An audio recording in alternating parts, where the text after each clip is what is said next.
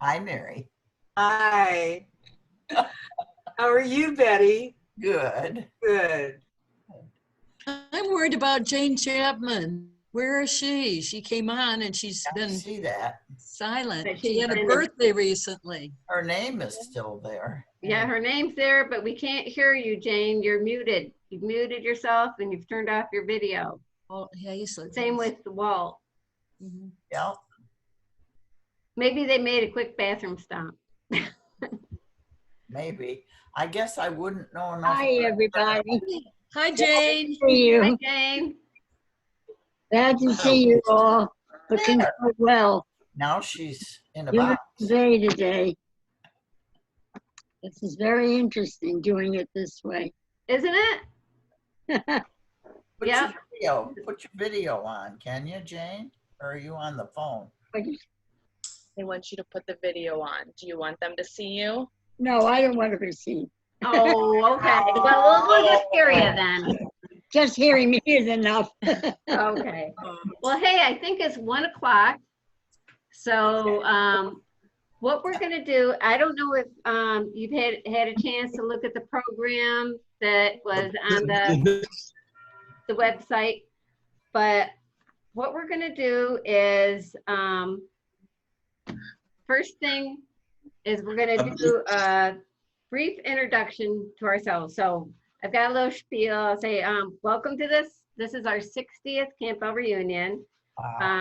This will be a fun way to get together, as we've already talked about. And it'd be nice for us to each do a brief introduction of ourselves. So I think what George is going to do, George, are you going to mute people or I think everybody can just take turns as I call them. So what I'll do is I'll start and then I'll ask, after I'm done, have Bill, our family historian, and then George, who's our IT pro. And then after that, I'll go through the list of participants. And as I call out your name, George can unmute you if you're muted, and then you could say a few words. I see Bill raising his hand.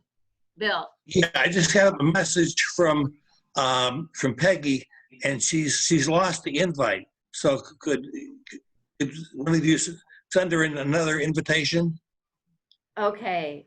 Peggy Chilson? Yes. Okay. What I can try to do.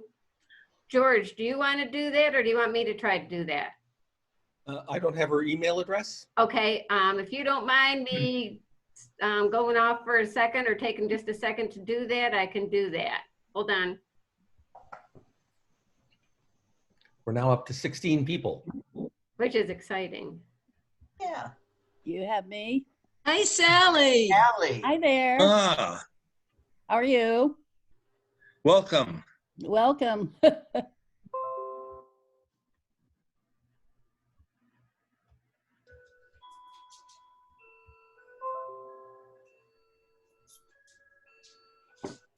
Somebody's chiming the hour.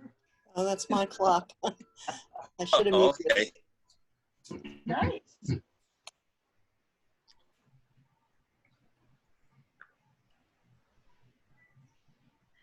Yeah, while we're waiting, I've got Okay. a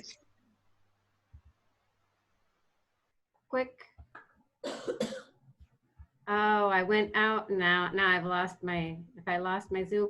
I thought that I could type in Peggy Chilson and get her email address. I tried it. I thought it would be maybe in my address book, and it wasn't. I don't have it either. I just got to think. Oh, and unfortunately, I think we just still kind of locked up on us. Faded in the distance. Yeah. Bill comes in and out. So unfortunately, I don't have Peggy's email right off. I can, if you want to be patient for a minute, I might be able to try one more thing if that's okay. Sure. Go for it. Bill just got a call from her. Maybe he can text her back or call her back and ask her for her email address or something. Yeah, if she'll text her email address to me, I can send the invitation out. I'm gonna just look and see if I, She's listed in, if it's D_Chilson at epics.net. Does that sound familiar? what did you call it? D, small letter D, Uh-huh. underline. No, I think that's a different, I think that's Debbie. Chilson at epics, EPIX.net. I think that's Debbie Chilson. Okay. We just Oh. sent it. We just sent it. So she should get it. Oh, Okay. you sent it? Yep, Oh, Right. thank you so much. you're welcome.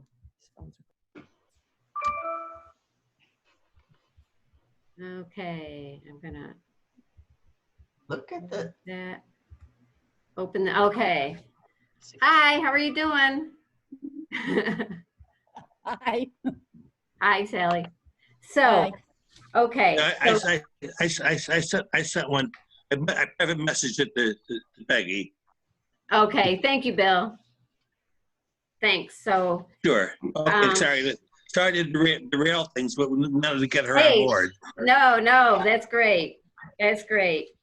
So, what I was saying a few minutes ago is what we'd like to do first is kind of go through and introduce ourselves. And what I'll do, I've got a list of participants. So I'll go first myself, and then I'll introduce Bill, and then have Bill introduce himself. And there- then I'll kind of there's go through the Peggy. list of participants that I've got here, and just as I say your name, then you can introduce yourself. So I'm Betsy Gorman. I'm the current Campbell Reunion president. I live in Big Flats, New York, which is about a 30-minute drive from Nelson. And through my father's father, I'm descended from Campbells, Lugs, and Blackwells. So, Bill, would you be next? Okay. Bill Thompson, a past president, current historian for the association. I live in downtown PA, about 40 minutes north of Philadelphia. And I am a Campbell and Lug descendant. Thanks. George? Hi, I'm George Gibson, Bill's nephew. So you can transfer that genealogy. I live in Rochester, New York, with my wife Ginny, who's floating in and out of the picture someday.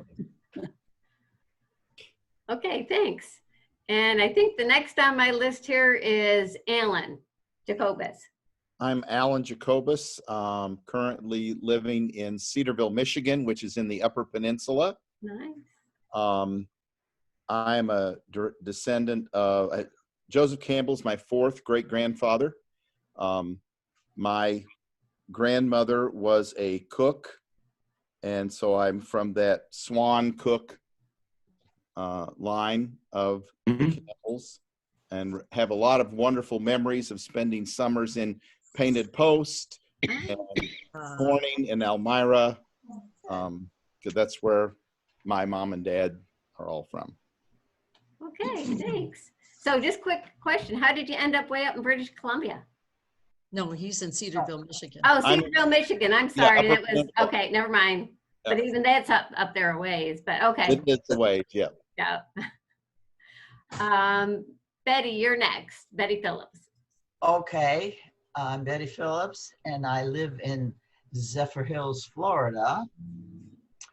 And I'm descendant of James Campbell, son of Joseph Campbell, the immigrant, and also of Sarah Lug, and also of Mary Blackwell.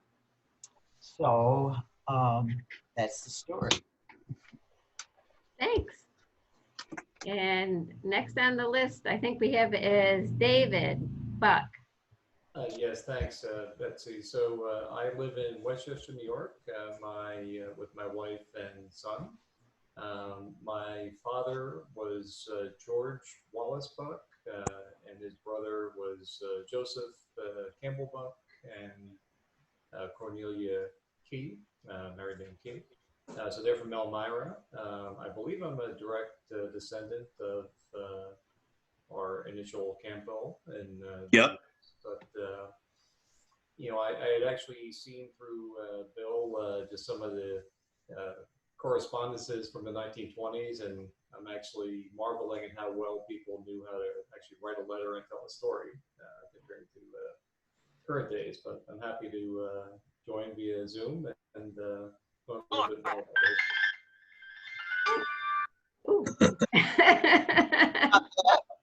Thank you. So next I see Mary Thompson on here is our next on the line. And even though it's by marriage, are you on there, Mary? I am. Would you introduce yourself? I am Mary Lily Thompson, and I live with Bill near Allentown, Pennsylvania. And I am otherwise known as the genealogy widow.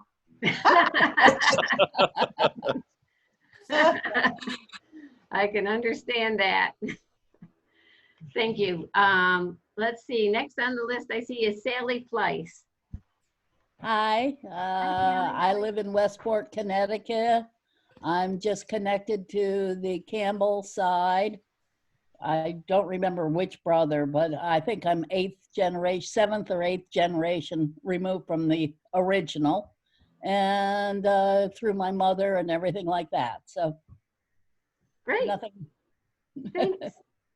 And found me a few years ago somehow. I know Bill's our common denominator. Yes. Yeah. Let's see. I think we got Jim Nelson. Or no, I'm sorry. Yeah, it's Lori. Lori. It's Lori. I was looking at the list. Lori. Lori Nelson. And I'm in Texas, Denton, Texas, which is in the north side of Texas. And I was born in Hartford, Connecticut.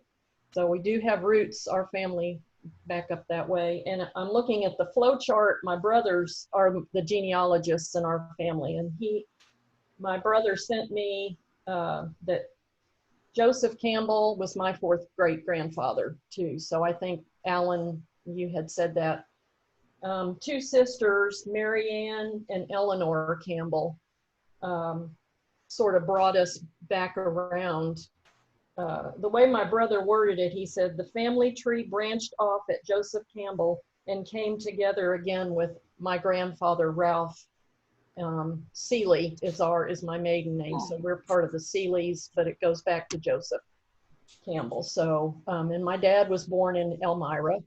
So anyway, ties to the Northeast.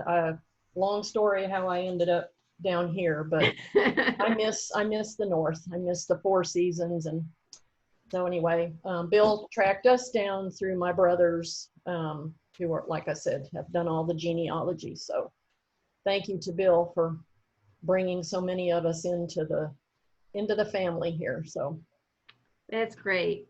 Thank you. Let's see, I have Jane Chapman. Jane, can you hear us? She's muted Jane's right muted now. herself. Okay. Let's see, I have John. Hi, I'm John Morton. Made a few comments earlier, but I'll repeat those for people who signed in later. Thanks. I live in Bella Coola, British Columbia, on the west coast of Canada.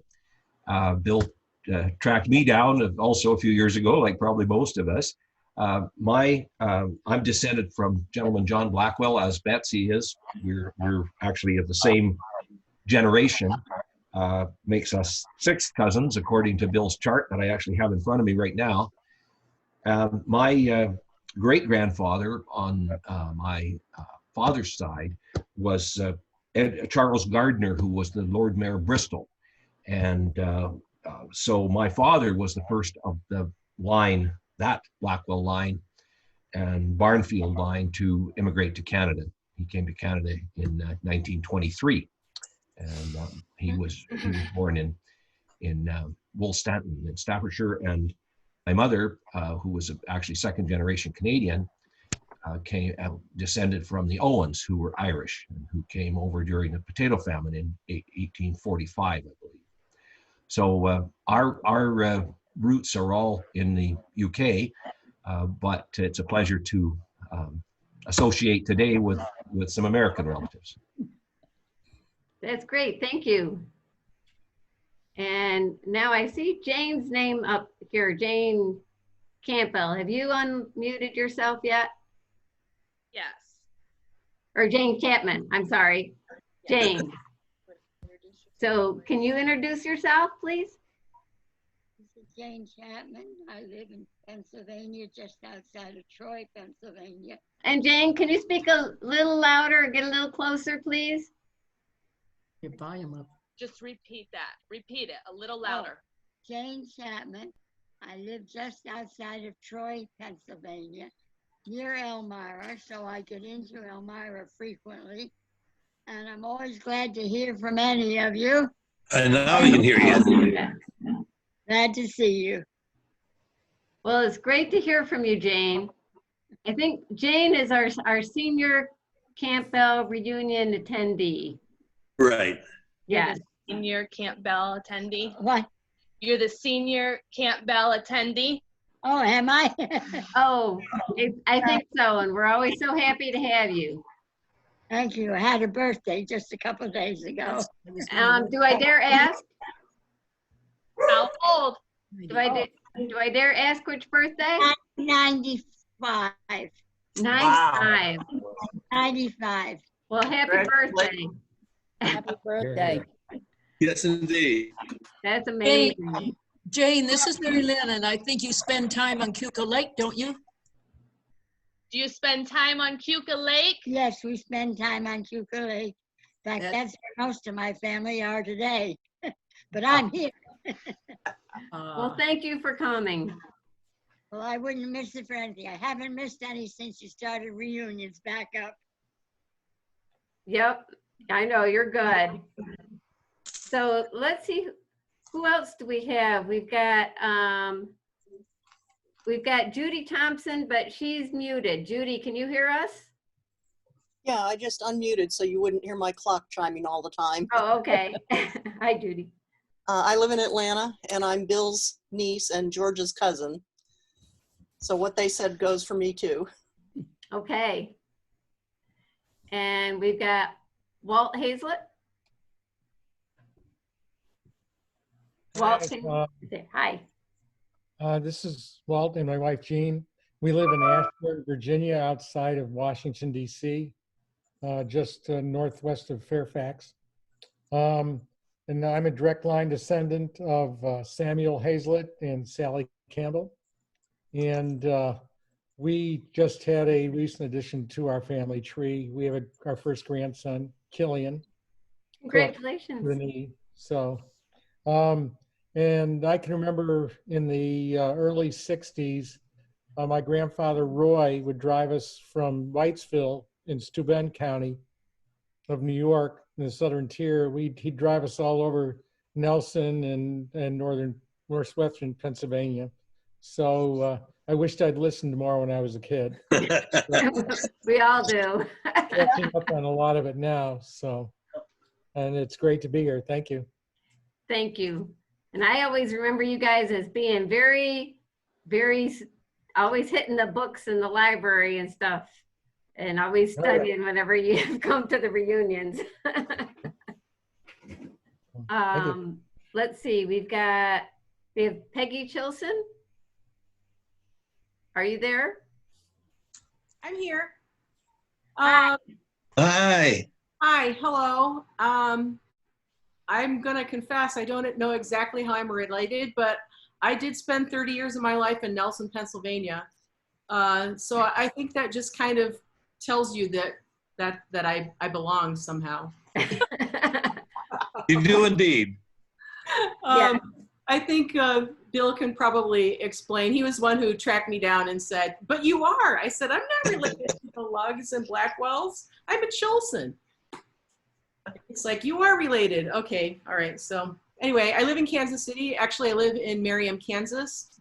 And yeah, I've been here since the day after my 30th birthday, which was a few years ago. Well, so glad to have you. Thank you. Let's see, Barbara. Are you there, Barbara? I am. Hi. Yes, I'm Barbara Ryder. I'm in Alexandria, Virginia. And Bill is the one who's responsible for getting me here. This is my mother, Jane Campbell. Aw. She is the youngest daughter of John Harry Campbell. And so I am the granddaughter of John Harry Campbell. I don't know a lot about the family beyond that. I have two cousins who are also grandchildren of John Harry Campbell, who were not able to attend, but are both living. And when I was in college choir, we took a tour to Elmira, and I stayed overnight with Wilfred Campbell and his family. And that's the one time I saw some family members there. And that's about it. Thank you. Well, thank you. Thank you for coming. So, have I missed anybody? Yes, you did. Oh, Marylyn. I know why, because you're listed as owner. Yeah. I've been trying to keep my mouth shut. I'm very hard to keep my mouth shut, especially on the lady that just was on, our cousin. She's got a grand piano. She took that picture off. And I wondered which college choir she was traveling with when she came to Elmira. Anyway, I've got direct descendants just like Walt Hazlett, Sarah Campbell, and Samuel Hazlett, and directly line down from them. And I spent my summers either in parts of Tioga and Potter County, Pennsylvania, or up on Cuca Lake. Thank you, Jane Campbell.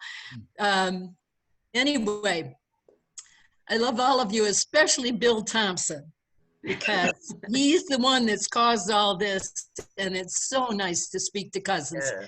Thank you so much. And thank you for always coming and participating, and I'll reiterate that we really appreciate Bill and all he's done to keep us all connected. So again, I want to welcome everybody and to thank you for attending. We have one more? We have several more, in fact. Yeah. Oh, who Linda. are we missing? Peggy. Hi, I'm Linda Blacksmith. Oh, Linda, okay. Yes, I live in Indiana, Pennsylvania, which is north of Pittsburgh. And I think Bill tracked me down as well. So I am the daughter of Helen and Francis Hall, who were in Osceola, and I come from the Campbell line.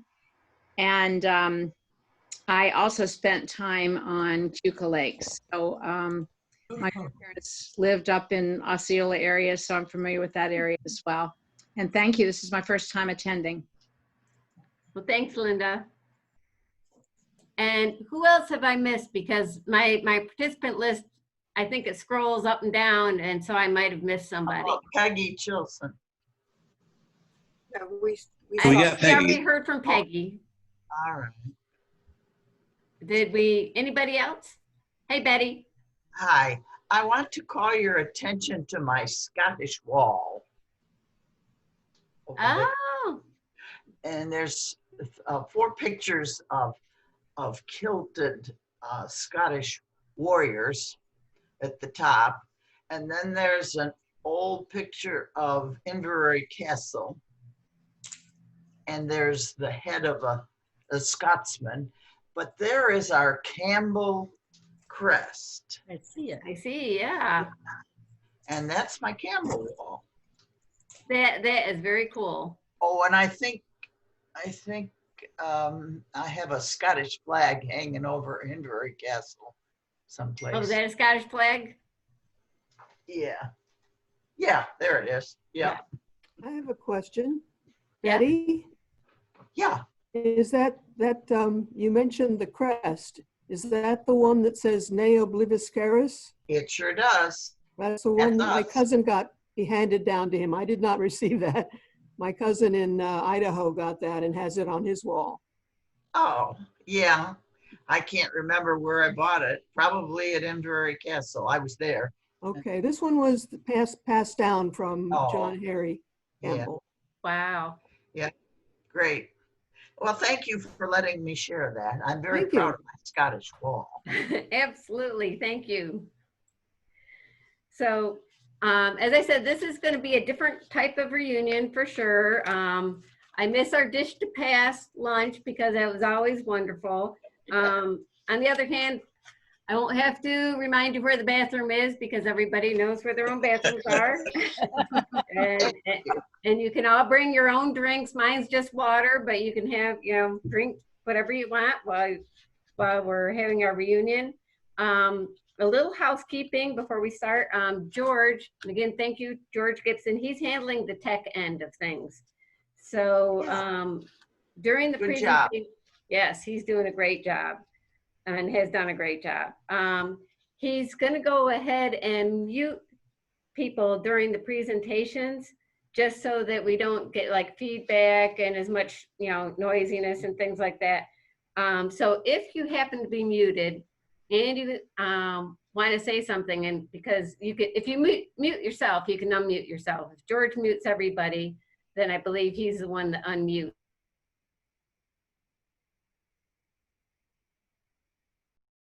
And how you do that is at the bottom, if you click on the list of participants, you'll not only see a list of participants, but there's also a place where it should say raise or lower your hand at the bottom. And so you can raise your hand. Hopefully everybody can see that. You've also got a place where it says chat.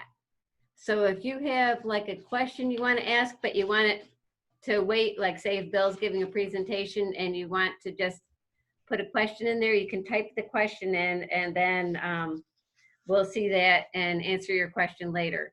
Then of course the other option, if you're doing all that and nobody's paying attention, is just go, hey, somebody's gonna see you raising your hand and making faces. And so if all else fails, you're welcome to do that. Let's see, do I have anything else? Okay, I was just gonna say also, because this is new for us, I think so far it's going pretty well, but I know Bill and Mary are having a few issues with their modem, so hopefully he will be able to stick with us for the whole thing. But please just be patient and we're gonna try this out and do the best we can with it. And everything might not go perfectly smoothly today, but every time we do it, it should get better, hopefully. So the next thing on our program after introductions is a song by our cousin Peggy. So Peggy Chilson, I see right now you're muted, but are you ready for a song for us? Are you kidding me? I was born ready. Wonderful. We are so fortunate. We really appreciate it. Let's see. Yeah. And my piano player friend, Jeff Wilkin. Hi. Hi. All right. No relation. No relation.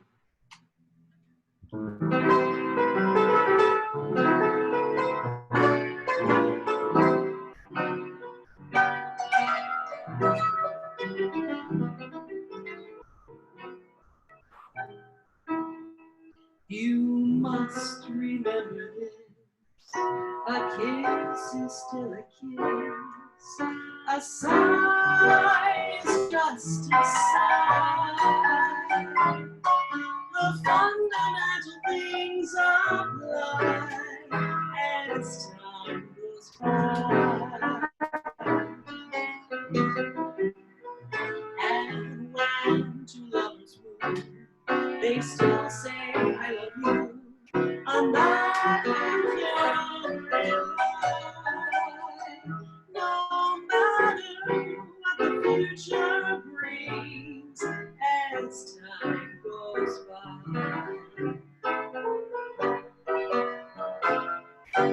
Moonlight love songs never out of date. Hearts full of passion, jealousy and hate. Woman needs man, and man must have his mate. That no one can deny. It's still the same old story. A fight for love and war.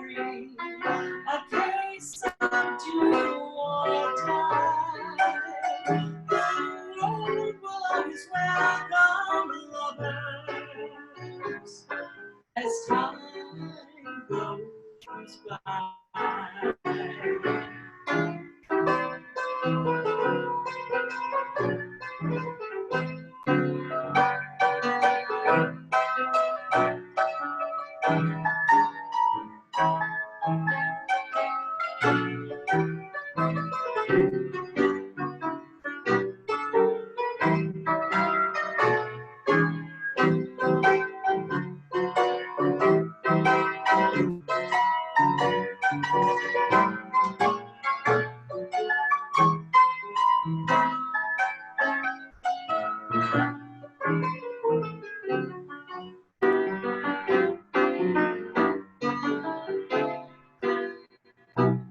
love songs never out of date. Ours full of passion, jealousy, and hate.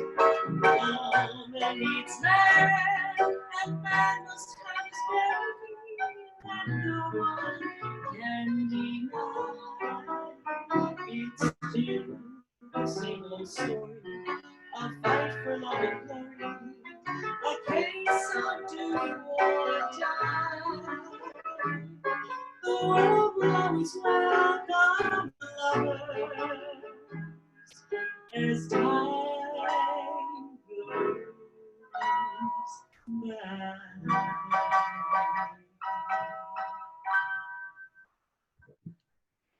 That was wonderful. Thank you. Thank you so much. Thanks.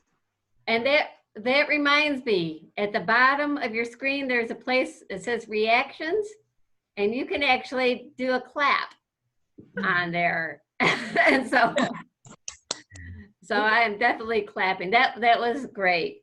Thank you. Fabulous. Thank you so much. There's more where that came from if you'd like. Yes. Well, I think we've got some on the program plan for later on. So. All right. And I've kind of noticed a theme here that we have got a lot of musicians in this family, very musical side of the family. So that's great. So the next thing on our agenda is the appointment of an acting secretary. For the past 3 reunions, Diane Pitts has offered to be our secretary, and she was not able to make it because she was planning on, she's camping, and she was planning on attending the physical reunion because she's camping down in Nelson, but she doesn't have internet. So I am recording this if I don't get any volunteer, but would anybody be interested in taking notes? Do I have any takers? Well, since I don't think I see any hands up, what I'll do is we are recording this, and so we'll just take the notes from the recording. How does that work? Okay. The next thing, Bill, are you here? Bill Thompson? Can you unmute yourself?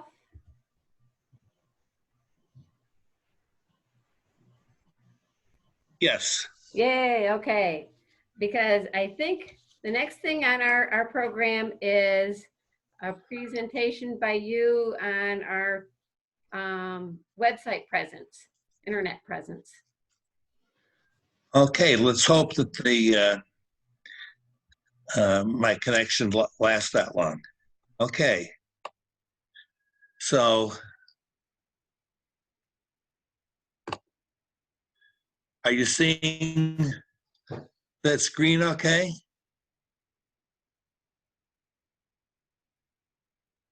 Hello? Not yet, Bill. Not yet. Huh.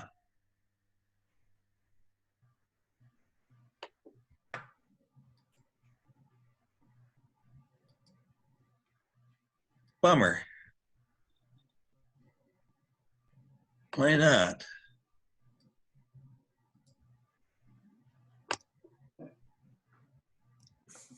Oh, here it is, the share button I missed. Okay. Do you have it now?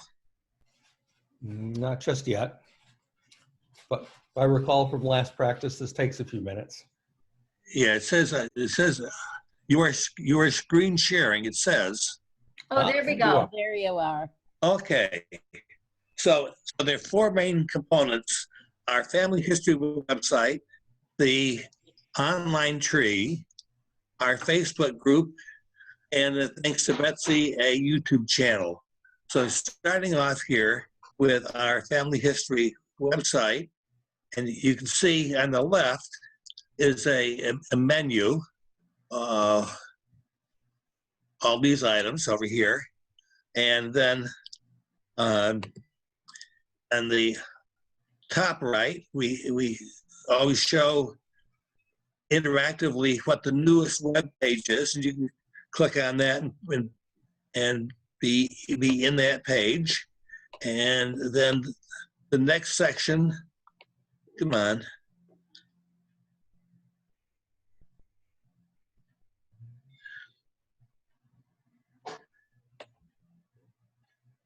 And the next section here is the list of the web pages that have been recently updated. And then at the bottom part on the right is a bunch of basic information that's fairly static, but it has some good stuff about the family. So see up here, you've got a search box that will search our website. It doesn't search the whole web, just this website. It's a basic search and then an advanced search. So if we put here, say,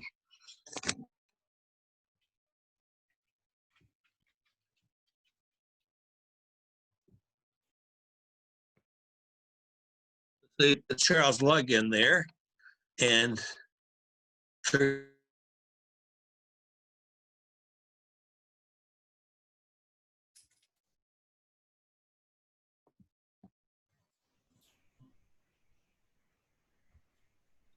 Let's see, Bill, are you still there? you lost. Yeah. You lost me there, or I lost you. We get back to the screen sharing.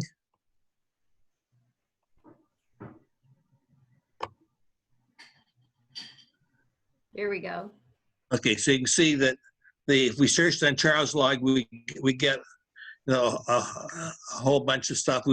There were 64 web pages that met that search criteria, and so if we just click on any one we want, this one happens to take us into our mini biography section, and all the different parts of the stuff are linked one to another, and you can go all around the family tree through this. You can see you have the basic information about Charles, who he married, who his children were, who his parents were. You get to the family tree here. So that web is very handy, and if you didn't want to look through all 64, you can refine the search, particularly by going to the advanced search up here. It's the ands and ors and nots and all that sort of stuff. I'd also like to call your attention to our guest book. That's a good way to communicate with us and give us feedback on what you like about the site, or wish was there and don't find there, or problems you have. Also, we've seen the mini bio. This is very important. This is the 4 years of Campbell Cousins correspondence volumes, 23 through 1926, that are all there. A lot of photographs in there. And each volume is about 100 letters. So it's a little over 400 letters, probably about 450 letters altogether, all told there. We have photo albums. There's a nice section here, a lot of letters you can look at, and you can see also Barbara was talking about John Harry Campbell. You can see some letters about him, other information about him there, and a bunch of news clips. And down here, there are a couple of PowerPoint presentations here that might be interesting. And in here, particularly, this guide to the church in Avening, where say Sarah Logg and Thomas Clinch were married, and Anne Clinch was baptized. That's very fascinating. The church was built by the wife of William the Conqueror, and worth visiting that link. We have here the will for John Gentleman Campbell that John Morton was talking about, and these two in memoriam pieces are interesting.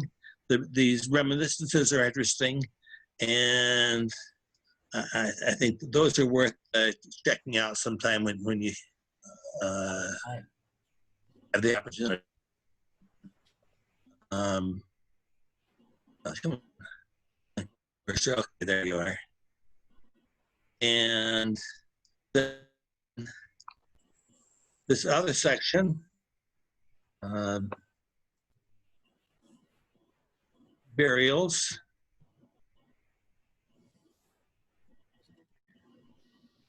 Oops.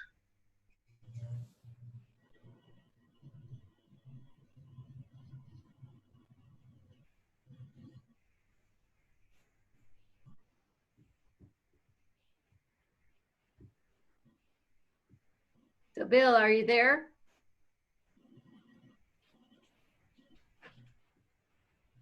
Bill will probably be back very shortly. He's had a little bit of problems with his computer modem. But he asked that if he was out for a minute or two, oh, there he is. He's on his way back. We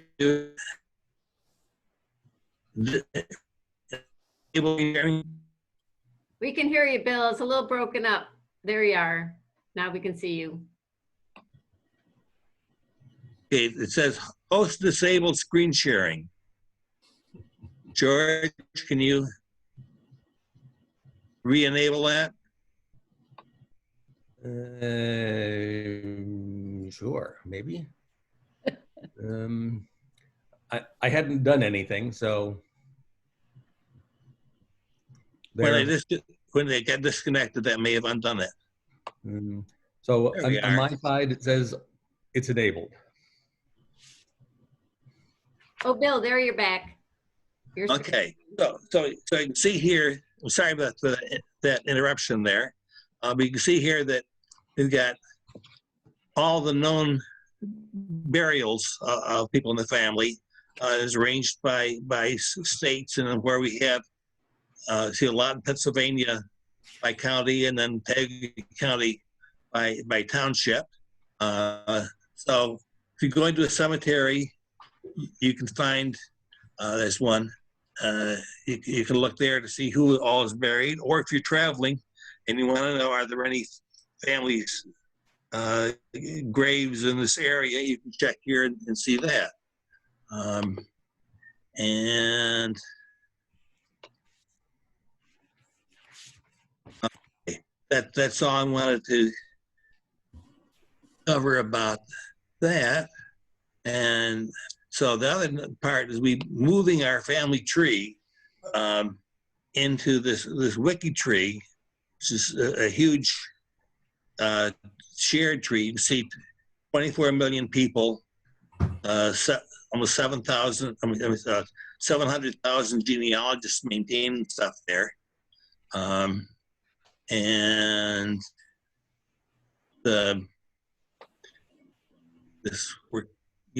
so if you're just going in to look for somebody, you can put the basic information in there and search for them with the name and birth and other information you might have, find somebody.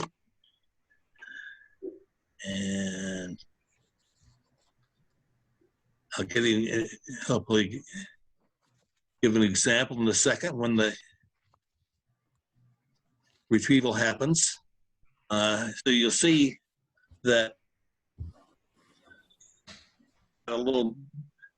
in a minute, you'll see that you have the basic information about the person, their parents, their spouse, their children, And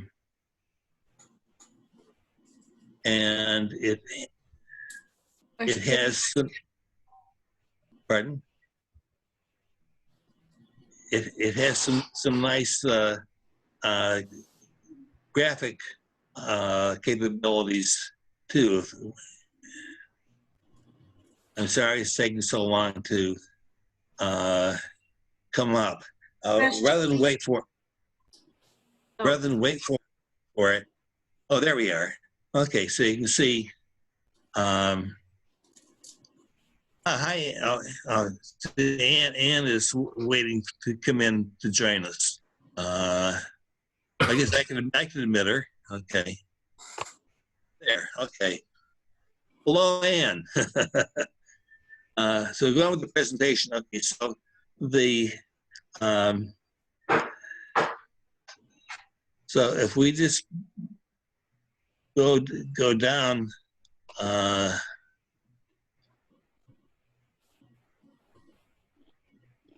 It's too slow. Anyway, that there's this family tree and tools. Visit that when you have a chance, and there's some really nice things there to explore with. By the way, we have slides.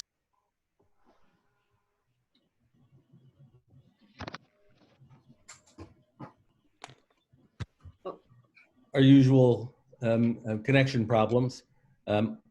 I have everyone unmuted, so if you're muted, you need to handle that on your end. So, Marylyn, I heard saw you raising your hand while we're waiting. Yes, exactly. I just wondered if Bill could answer that WikiTree is free access for anybody here. It is. Yes. So yes, Thank you. so you can enter information. Yes, totally free. Okay, good. Thank you. Yep. And one of the reasons he's transferring the records to WikiTree is because RootsWeb has had some recent issues where they haven't allowed people to add records and upload new records. And so he's been doing the large process of transferring family records over to WikiTrees. So Bill, are you back? Yes, indeed. Bill seems to be back.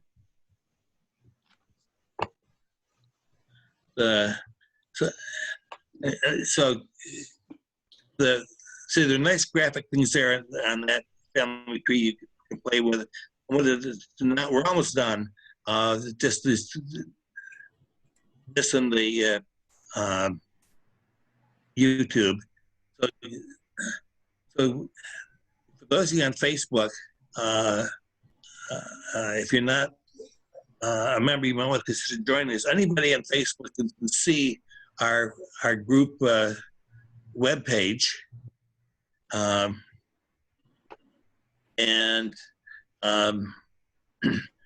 so see over here, you can see who the members are. You can look at video.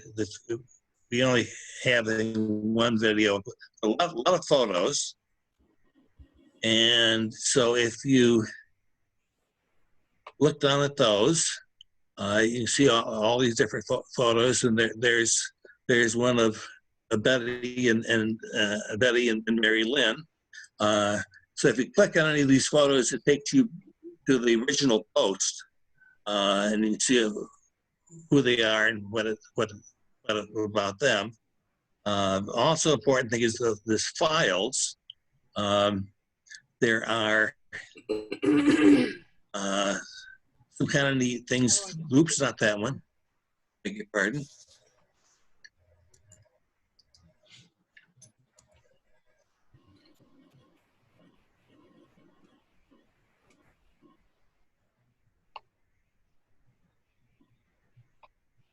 There are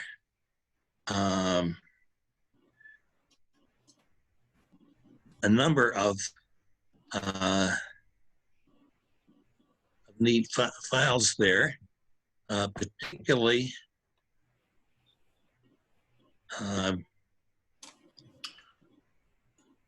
There's one about gentleman John Blackwell, and here's one. Cursor's not behaving. Where there's one that kind of helps disentangle how the Blackwells and Lugs and Campbells all connect there. And you can study at your leisure. But you can see you have the Campbells and the Lugs, and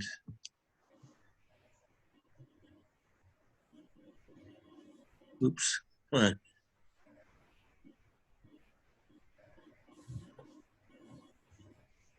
Come on, cursor. Here we are. And Edith Blackwell coming in, and so you can study that at your leisure and disentangle that. And there's a whole lot more files. So you can upload any of these files, and you can add files yourself. And talk a minute about the picture up here. This is the Nelson Railroad Station. This is Depot Street, which is the main north-south street. And you're looking at the river down this way.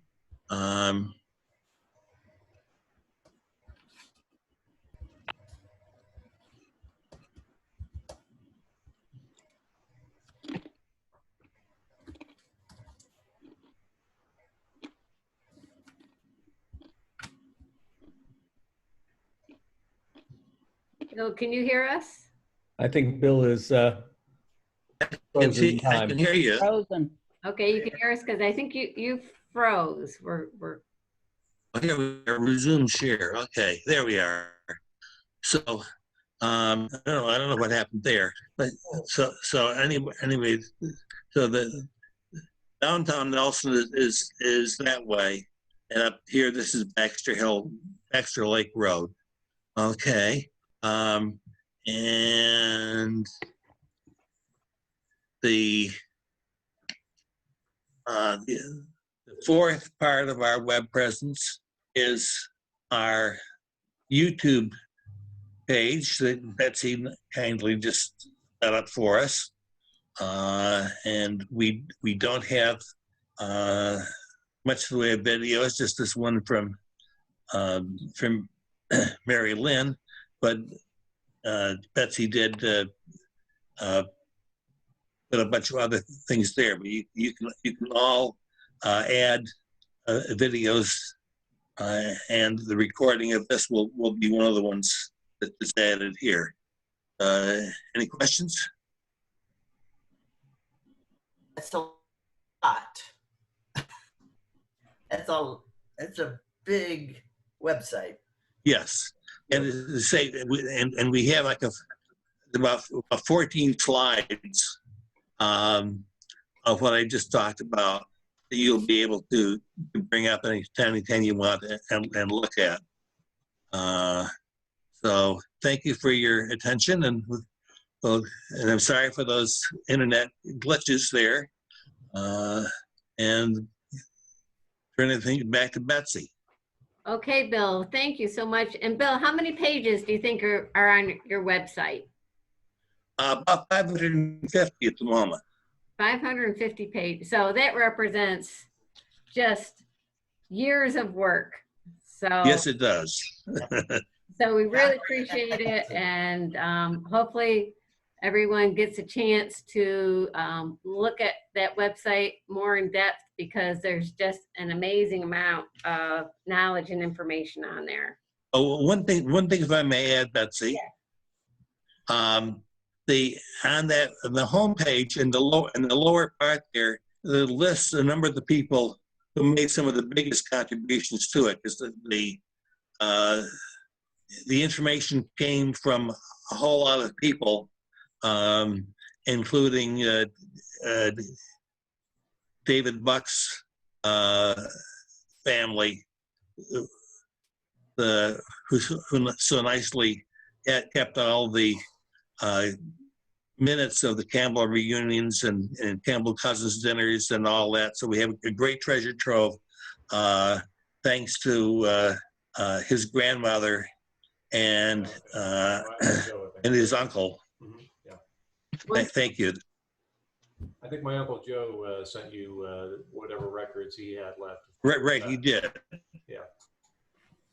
And brought them to one of our reunions. Marylyn met him there. I didn't even know they existed at that point, but I'm glad he shared them. And Bill, you're always looking for volunteers, right? Always. Because you have more documents to enter, probably. Yeah, and there's a lot of stuff that can be done with helping index the web pages we've got, and so yeah, there's any kind of skills you have, whatever, we can find a use for them, proofreading or whatever. Okay. Thank you. Yep, thank you. So the next thing on our program Marylyn's waiting. Is Marylyn waiting?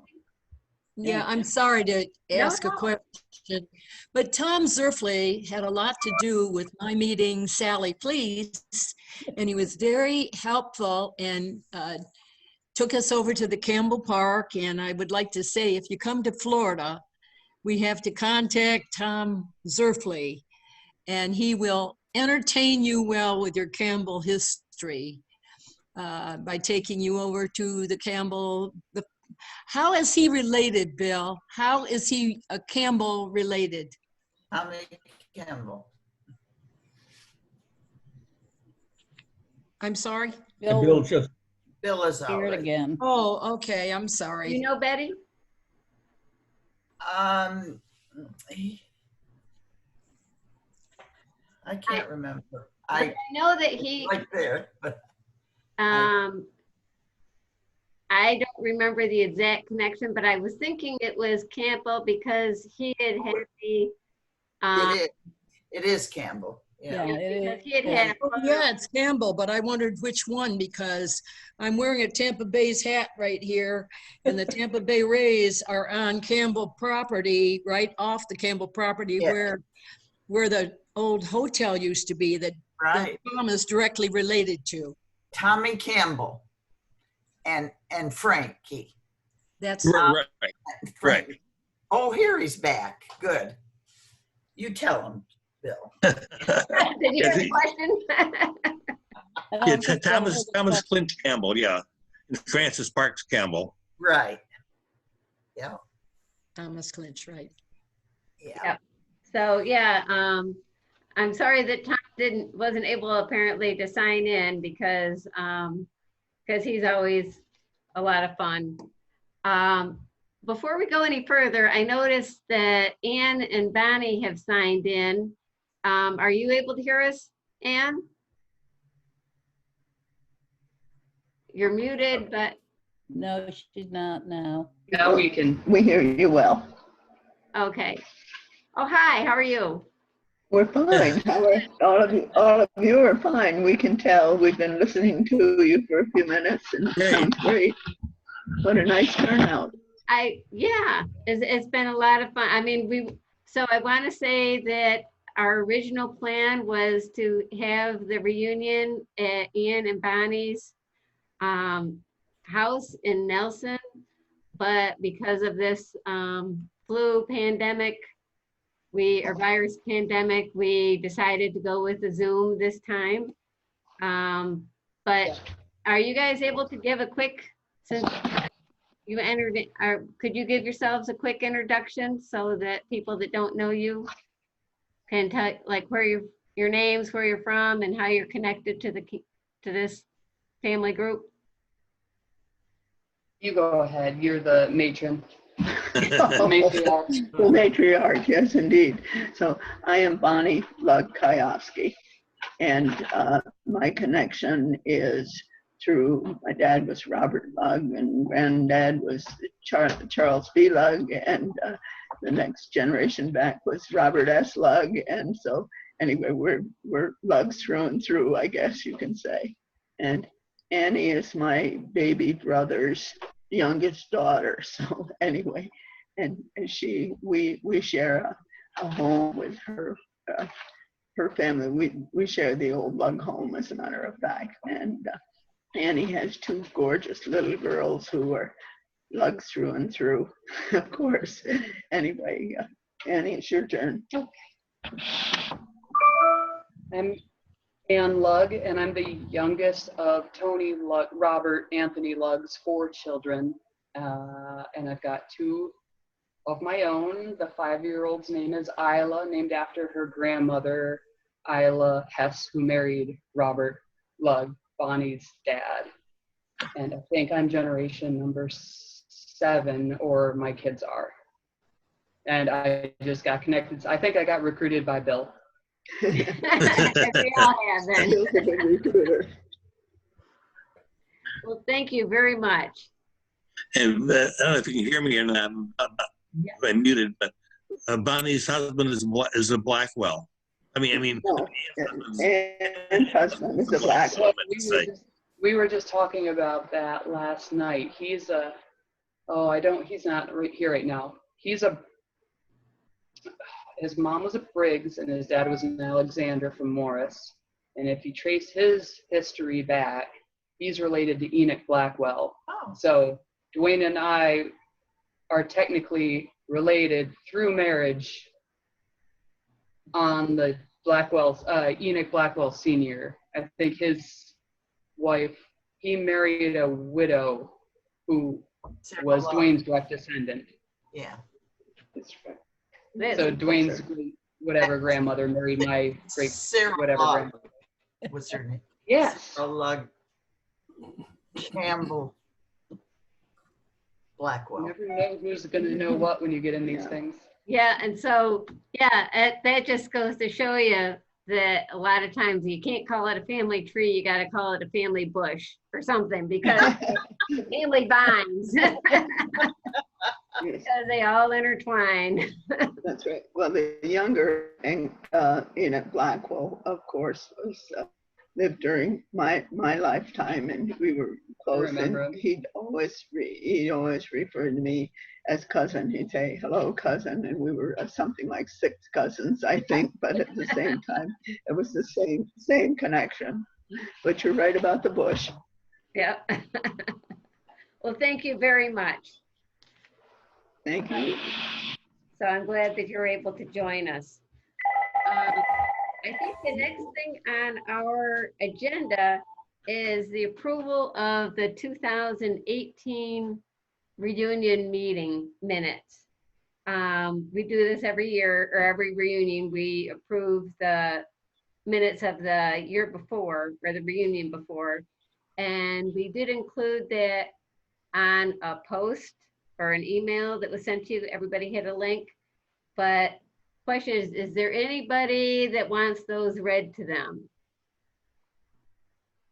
Hearing not, do I have a motion to approve the 2018? So moved. That's George. Okay. And do I have a second it? Okay, that's Sally. Okay, so all approve? Say aye. Aye. Aye. That sounds like a majority to me, so they're approved. And then the next thing is, at our reunions, we always take a few minutes to remember those who have passed along since our last reunion. Bill posted a list to our website. We want to give you an opportunity if you want to share any remembrances of loved ones that have passed, or if you have a name to add. You can, I don't know the best way to do this because I can't see everybody that's raising their. David raised his hand. Yeah, David raised his hand. So, okay, we'll go with David first then. Yeah, sure. And just quickly, my father, George W. Buck, George Wallace Buck, about almost 2 years ago passed away. And, it obviously, was not unexpected because he was 95, but the way he basically had like a little swallowing problem and then, turned to pneumonia, and it was relatively unexpected. But he was always a great admirer of, his roots, his family, but, Elmira, New York and surrounding areas. And one of his hobbies was actually, besides how I knew him, spending time with me and, my son and my sisters, was visiting the various parts of upstate New York and surrounding areas in the southern tier. So while I grew up on Long Island and I moved to Westchester after living in Brooklyn, he never forgot his roots in, the greater Elmira region for him, but Nelson region. So I just wanted to say a quick remembrance of my dad, of George, and happy to have the chance to do so. Thanks. Well, thank you. You said he was 95? 95, yeah. Wow, that's great. And we thought he'd live to 100, and he had like a little swallowing thing that ended up being like aspiration pneumonia. But so it was kind of a shock that he. Well, 95 is pretty impressive. It is impressive, but you always want a few more years. I know. Well, thank you. Thank you. Do we have anybody else? I know Bill had planned on saying a couple words. Bill? Okay. I wanted to just mention Ann Pearson Lugg, the widow of our cousin Robert Shearer Lugg. Ann was so helpful, so generous. Most information we have about the whole Lugg tree I got from her. I spent many hours in her library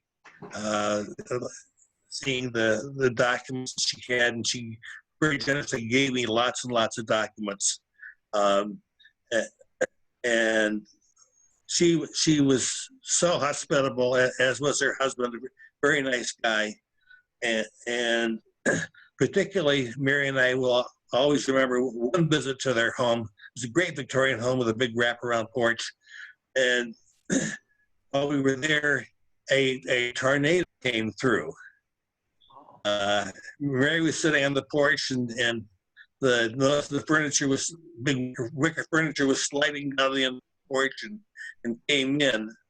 And so a very brief tornado, but it took down most of the trees along the street, and some the First Avenue there in Knoxville was full of trees, as was Route 39. We were stuck for hours.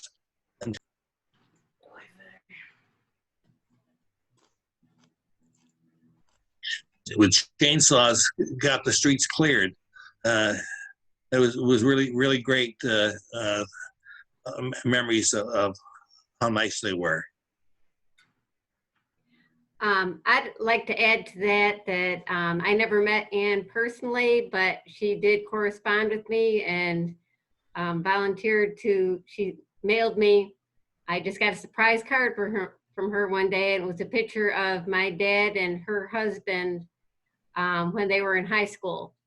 And I think they were on a field trip to New York City, or it might, I'm not sure, but it was just a nice surprise. And I think she's one of the last people I knew that actually remembered my parents when they were young, which was nice to have, because I don't think I have anybody else in the family that it remembered them from, you know, those days.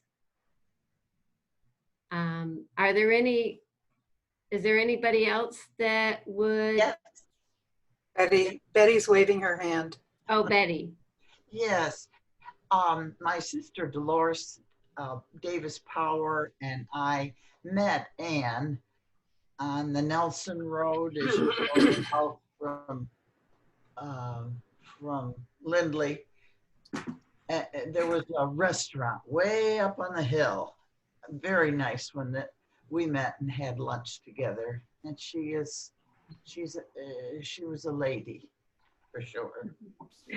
Very gracious lady. Yes, Anne and this is Bonnie, and Anne and I were good friends, and I had 2 of her children in school. I was teaching for a few minutes, probably about 6 weeks, I guess, in the Cowanesque Valley High School in Westfield, and her 2, both of them, by the way, now have PhDs, and one is a teacher at Rutgers.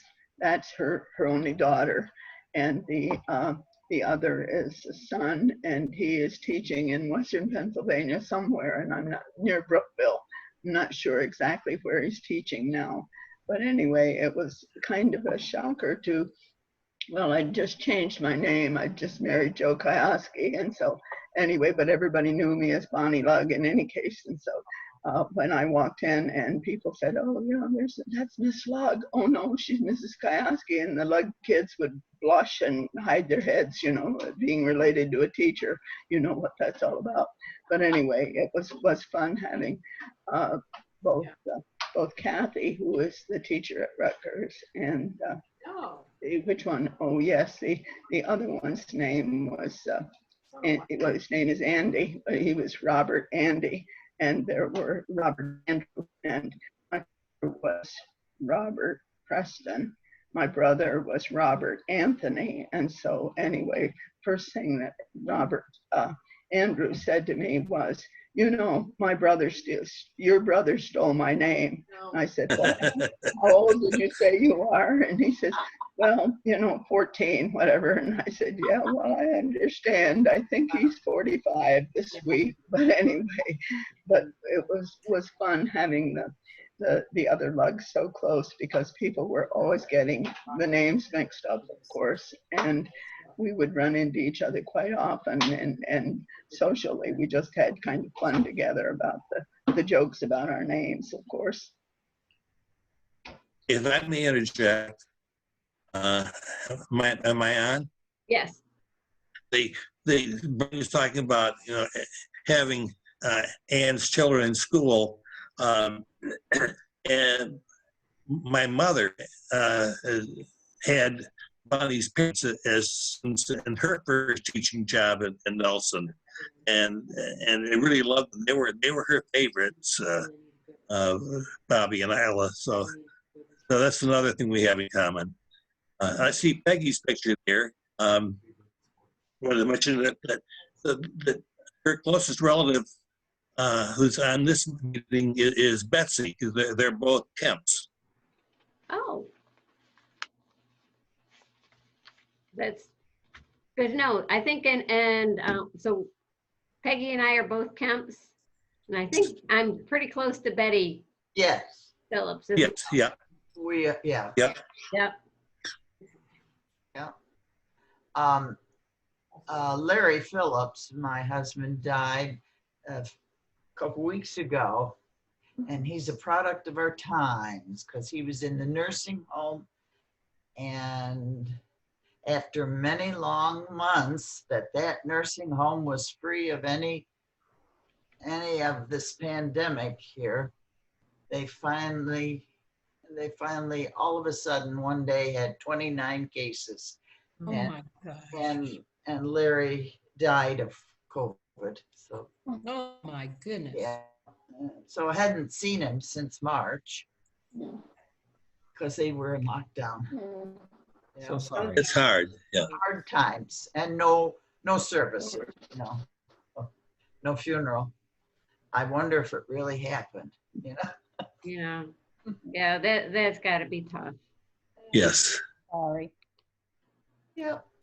But my son has come and taken care of everything, so I'm grateful to him.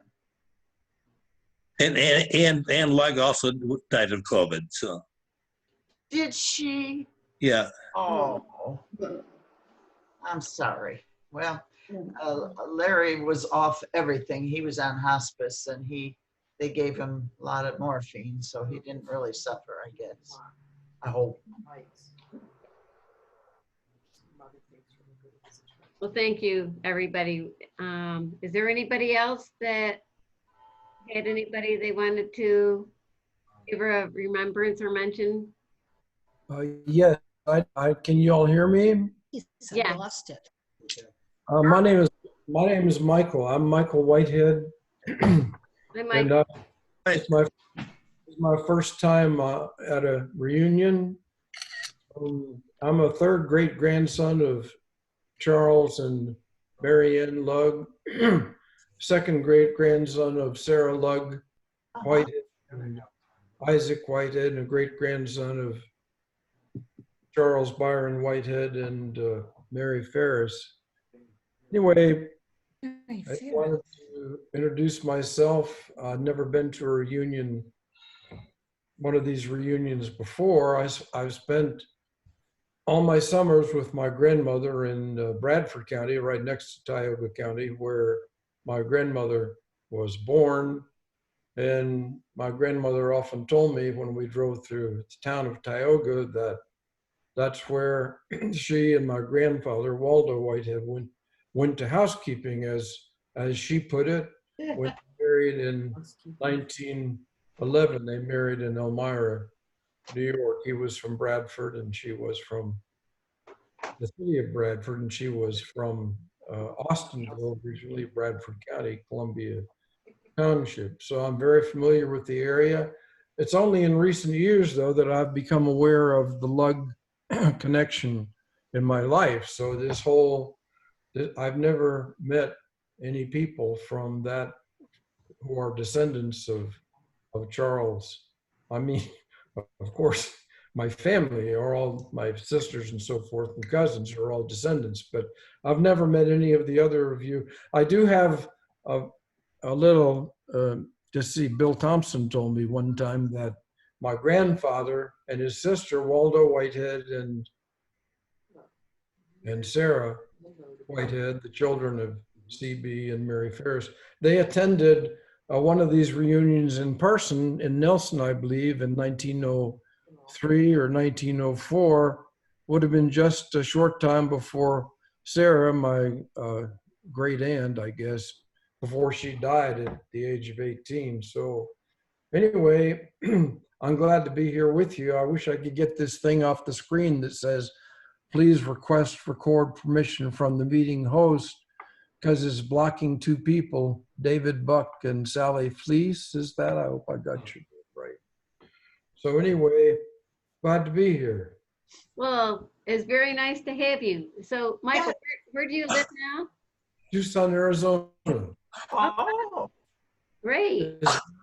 It's very hot here these days. It was 113 yesterday. Oh my Fortunately, we just got new air conditioning systems, so that's a good thing here. Oh, I bet. But Tucson is beautiful. Yeah, it's very beautiful. Yeah. Yeah, Tom. And dry heat, right? We just had a horrible forest fire up in our beautiful Santa Catalina Mountains, so lots of healing needed for the forest. Santa County, something like that. Well, thank you for coming. Oh, and thank you. I have always wondered what the connection was between the Whiteheads and the Lugs, and I had always heard about the Whiteheads and seen them in all of the materials we had, and just didn't know about it. So somebody from Bradford County, that's wonderful. I'm one of those Whiteheads. Great. Well, it's good to meet you. I have a question for Mr. Whitehead. Sorry. I have a question for you. I'm Marylyn Adams. Hi. Dewey from upstate New York. That's my paternal part. My paternal grandmother is the one that's related to Hazlett's and Campbell's.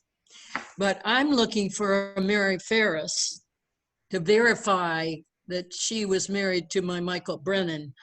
Where is your Mary Ferris buried? Mary Ferris Whitehead is my great grandmother. She was married to Charles Byron Whitehead, named for Charles Byron Lugg. She's buried in Bradford, Pennsylvania, where they live. Bradford, the city of Bradford, Pennsylvania. Okay. Thank you. You're welcome. Okay, That's Charles. right. Oh, I'm A sorry. little mystery solved there, maybe. Who are you calling on? Peggy? No, Betty, did you? Yeah.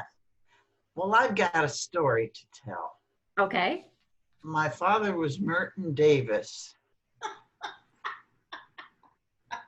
Who's laughing? So is your brother. What? So is your brother, Morton. Well, yeah, but this is Merton Sr. My Right. brother is Mert. And anyway, Merton Sr. Had a grocery store in Knoxville. And Old Man Lugg, as he called him. Now, somebody told about Luggs in their family and mentioned different Luggs back. I don't know which one it was. Who was it? Anthony Wayne. I seem to recall. Anyway, so Old Man Lugg had the only gas-driven car in Knoxville. And he didn't have very good control of it. And he took out more shrubs across people's front yards and stuff like that. And my dad's store was kind of on a corner. And one day he come along and was coming to Dad's store, and he chipped one of the bricks in it, and you can still see it today. And he was so mad. He came into that store and he says, I can't control this thing. I want to get rid of it. And my dad said, how much do you want for it? And so he got it for a pretty price. And that was Old Man Lugg, he called him. Now, who would that have been? Well, I don't know, but there was, I know that my great grandfather, Charles B. C.B. Whitehead, was in business for a time with his uncle, A.W. Lugg. Yeah, that's who it is, I think. He had a lot of stores there. Yeah, I think the business was either in Nelson or Knoxville. It was in both. Yeah. So First Nelson, yeah. Okay. First Nelson, then Knoxville. Right now, so that's right. Yeah. Well, I'm glad you know about that, because I've never even talked to anybody in my life that knew any of these people before. They're my family, so that's. Well, I remember one of the A.W. Luggs, but I think it's the second one in the family.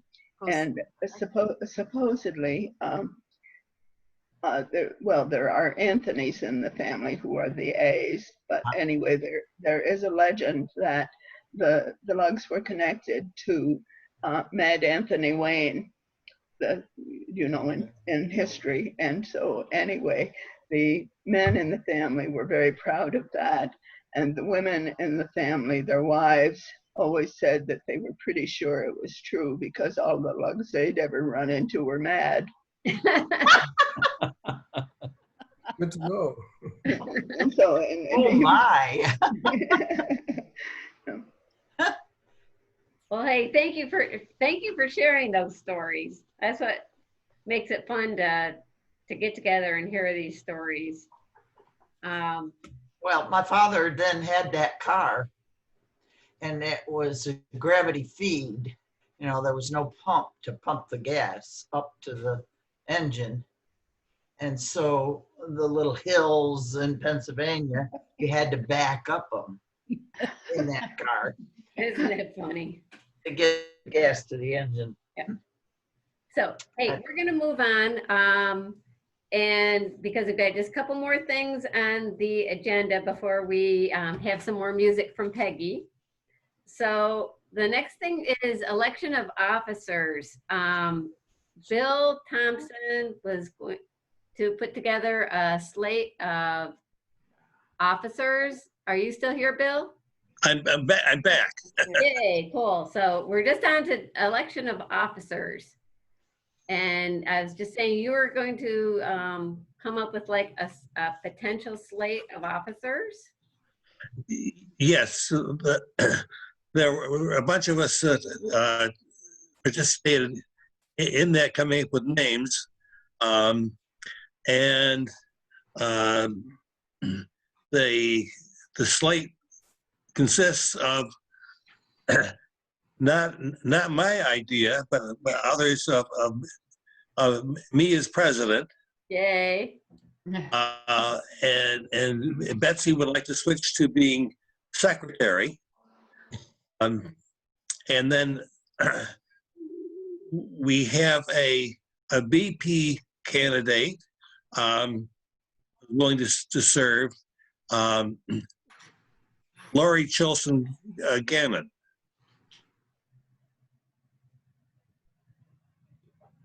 Okay, that sounds great. So I really appreciate that Bill has offered to be president again. This has been my 4th reunion as president, so I was ready to pass that baton on, and Bill had been president for many years prior to that, and I appreciate his offer to take that on again. So do we have any other nominations from the floor? Anybody else that is interested? Do we call it the floor? We call it, sure. That's the official. That's the term I've heard. Nominations from the floor. Yeah, I know, but nominations from the Zoom. Yeah. Hearing none, I would say, is there a motion to approve that slate as Bill presented it? I so move. I second. Michael, was that you that moved? Or who? Yes. Okay. I so move. And who seconded it? I did. Betty. Okay. All approve? Yay. Yay. Okay. Thank you very much. And again, thank you very much, Bill, because really you've been kind of doing the job anyway. So, so we appreciate it. And thank you for your service for those years. Yeah. And you're taking on the harder job now. Yeah. Well, that's to be seen. Yep. So, and I hope that George will stay on as our unofficial IT technician and professional, because he's done a great job. Thank you. Do we have any new business? New business. Okay. New business formally, but I'm interested to know who among this group still live in Tioga or Bradford or Chemung County. Who of you live up there? Betsy, where do you live? I live in Big Flats, which is just outside of Elmira. I know exactly where Big Flats is. I've been up and down the road between Elmira and Corning many times. That's the road I live on, Route 352. Yep, right on the road. I live in the same house that my parents owned when I was born. That's wonderful. I'm just interested, when I get back to that area, which I will someday, I hope, just who lives there that I can visit with. Yeah. Well, you better do it. You've got a wonderful little cottage. Oh, I've retired from that, Marylyn. What? Yeah. Oh. Retired. But still, we're still here. So happy to have it. And I know a lot closer to Nelson is Bonnie and Ann. Right. Are they here? Center City. No, we don't. We don't. Well, actually, technically, Center City is the Kyofski Lake now, I guess. We're talking Old Nelson. Well, we're It's over there. lakeside. It's outside. Well, I want to get to Nelson because my sister Frances actually visited Ann Lugg there, must be 16, 18 years ago. And she, when Ann was still living in Nelson, and Frances my sister got a wealth of information from Ann, she told me. And also the cemetery there is where my great-grandmother, Sarah Lugg, Whitehead, and then her second husband was Hoyt, where she's married with her second husband, Hoyt. So I'm very interested in visiting that cemetery as well in Nelson. That cemetery was moved when they put the reservoir in. Right, yep, I understand that. Yeah, But yeah. there are a lot of Just part of it was moved. Actually the Luggs and the Hoyts are, their graves have not been moved. They're adjacent to the edge of the lake, essentially. But the original plots for them are still there. Oh, that's good to know. So David Hoyt then was my step great-great-grandfather, because my Isaac Whitehead, my great-great-grandfather, died when both his boys were quite young. Well, the reason that the Nelson Cemetery is in such good shape and is very, very lovely now is largely attributed right now to Peggy Chilson's aunt, who is Kay Chilson Miller. And Kay has kind of taken over this generation cemetery, and it's beautiful. And we all would love to have you come visit it for sure. Don't know about the cemetery itself, how it feels about it. I'd like to see the cemetery and those of you who are there. And there is one thing in the cemetery that you'd enjoy seeing is A.W. Lugg, the one that was the old man, I think, in Knoxville, had his biography etched on his tombstone. It's the tallest tombstone in the cemetery, and it's got the story of his life on it. And they say that my grandfather, who was Charles Byron Lugg, used to sit in front of it, read it, and laugh, and he'd say, "The poor old fool," because he'd tell his entire biography up there etched in stone. I gather he was a successful businessman during his life. Yes. I think he was. He was. Yeah, you have to be successful if you're going to have your biography written in stone. Right. Yes, that's expensive.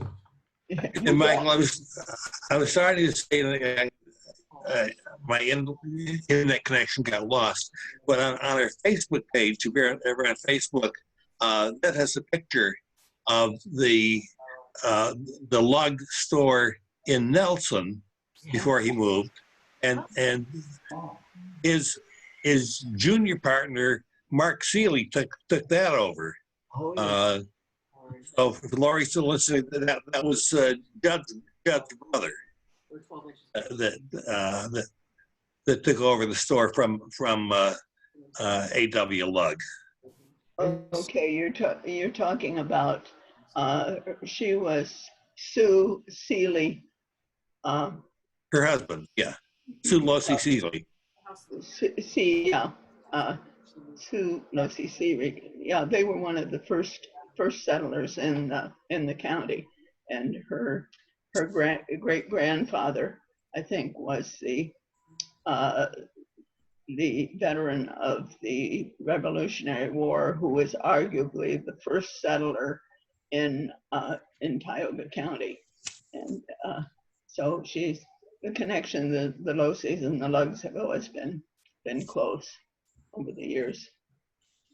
And Michael, so good. Go ahead, buddy. I'm sorry. No, that's fine. I'm talking too much. Go ahead. Nope. I just want to mention to Michael Uh-oh, Bill was gonna mention something. Yeah. And then, and I'm sure Bill will be back, but one thing I want to mention is we've got Peggy Chilson, who also is going to sing us some more songs. Yes. I truly appreciate. Yeah. So, Not right now though. My accompanist just went to the bathroom. Well, then we'll see. Well, we'll give him a minute. Let me ask you a couple questions. How many songs would you like? Many what? Songs. How many songs? How many what? One? How many songs would we like? I don't When know. Peggy starts to sing, we just want her to keep on singing. Three's fine. I just don't want to keep you, I don't want to usurp the meeting. No. Okay. So whatever you feel comfortable, 2 or 3. Okay, all right. May I make a suggestion? Yes. Peggy, if you move your mic a little ways away from the piano, I think it might be I am good. up a little bit. You can't hear me? It's hard. Balance. And there's so much louder than on the piano. Yeah. If you could move it away a bit, that'd be good. Oh, like, yeah. I'll turn the amplifier up. Yeah. Okay, all right. Just a little bit. Okay. Well. Okay, so yeah, let's start with Bonnie. Is Bonnie there? Oh yeah. I'm here. So when they asked me to do this, I had a crazy thought. I thought I know again. Hey, I'm sorry. If we drop off, I'll come back. This laptop's battery just warned me, and I might have to. Oh Lord, whatever. Okay. Sorry. Well, I'm gonna sing "People" from Funny Girl, but not the first time. We'll sing something else first. So I thought you might like it, Bonnie. Barbara has joined us. I don't know who Barbara is. Okay. Barbara.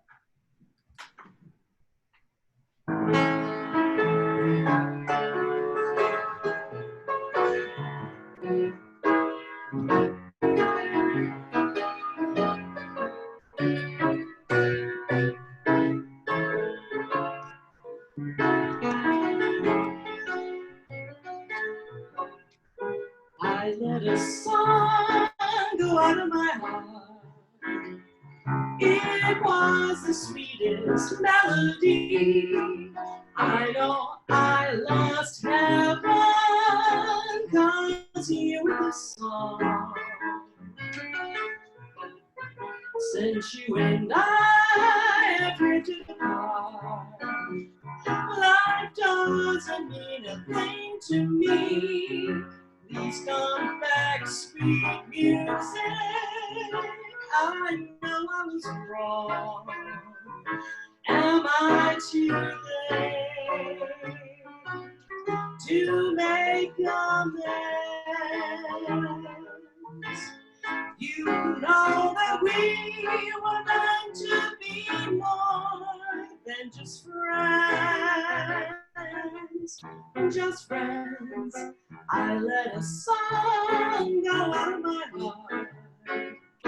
Believe me, darling, when I say I won't know sweet music until you return someday.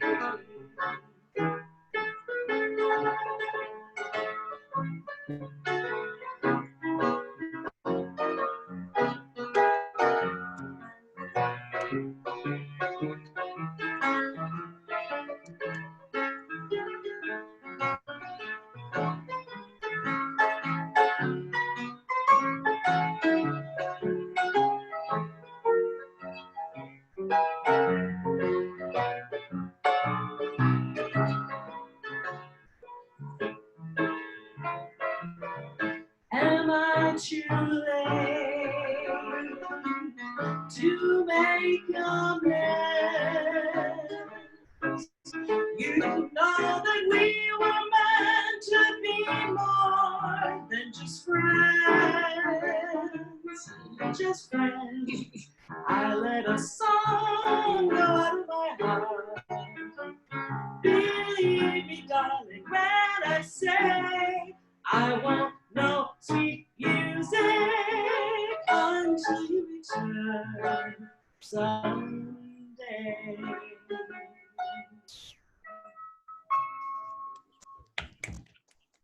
Right, thank you. So could you hear that better? Yes. Okay, is it better balance? Yes. Okay, great, fabulous. All right, let's do people. So when I was in 11th grade in Elkland High School, a long, long time ago, I played Fanny Bryce and Funny Girl, and it was so awesome. I loved it so much. It made me just really wanted to do music all the time. And hopefully some of you were there to hear it, and you're going to hear it again. I don't know how many years later. A long time later. Nearly 40 years.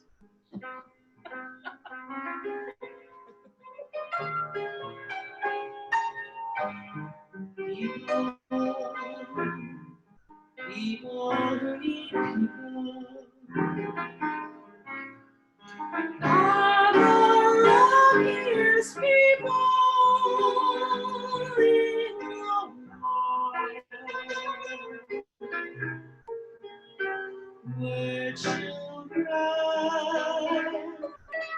needing other children, and yet letting a grown-up cry, hide all the need inside, acting more like children than children. Lovers,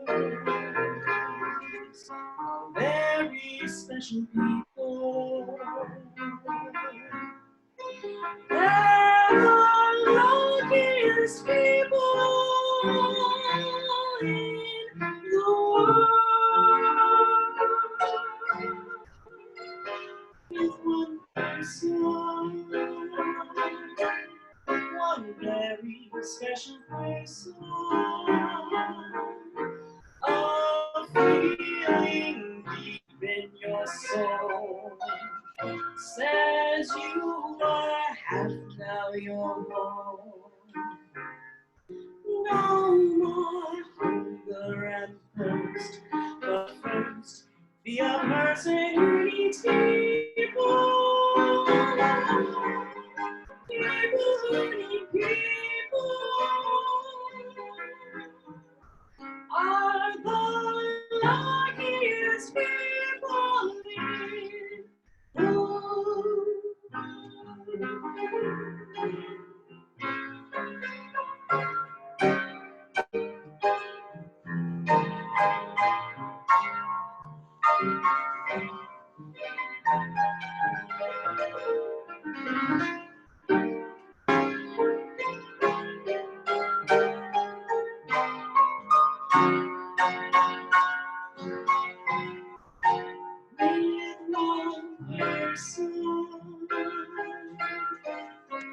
One very special person, a feeling deep in your soul says you are half, now you're whole. No more hunger and thirst, but first be a person who needs people. People who need people are the luckiest people in the world.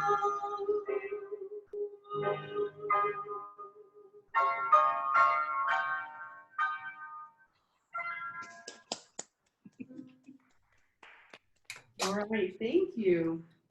Let's see. Please give credit to your accompanist. My Who is accompanist is my dear friend Jeffrey Wilkin, who is he's amazing. I mean, literally, he's a prolific composer and organist, and he arranges all sorts of stuff for jazz ensembles that I sing in, and he directs a choral ensemble that I'm in. Someday if we can ever sing together again, which is just so heartbreaking. What year did he start playing by ear? What year did you see? 1978. 1978 he started playing. Probably that was the last time this piano got tuned too, so.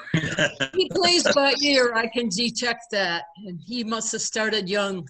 Oh, well, hang on. What he's doing, no, he doesn't play. I mean, he does play by ear because he's got a great ear. This is like, we have a lead charts. We have lead sheets that are like what jazz people use.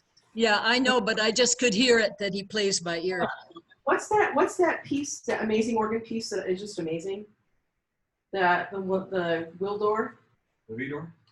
Vidor? He plays amazing organ stuff. I mean, like, how the hell do you do that? I don't know.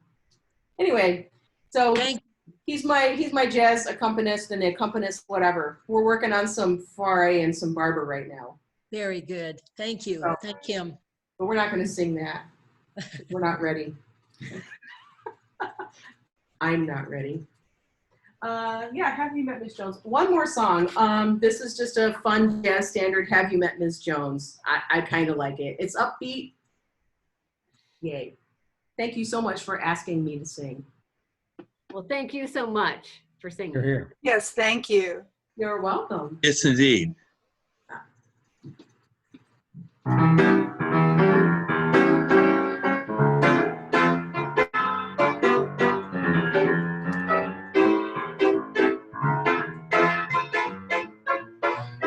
Have you met Miss Jones? Someone said as we shook hands, she was just Miss Jones to me. And I said, Miss Jones, you're a girl who understands. I'm a gal who must be free. And all at once I lost my breath. All at once was scared to death. And all at once I owned the earth and sky. Now my name is Jones, and we keep on needing to be done. It's Jones and I.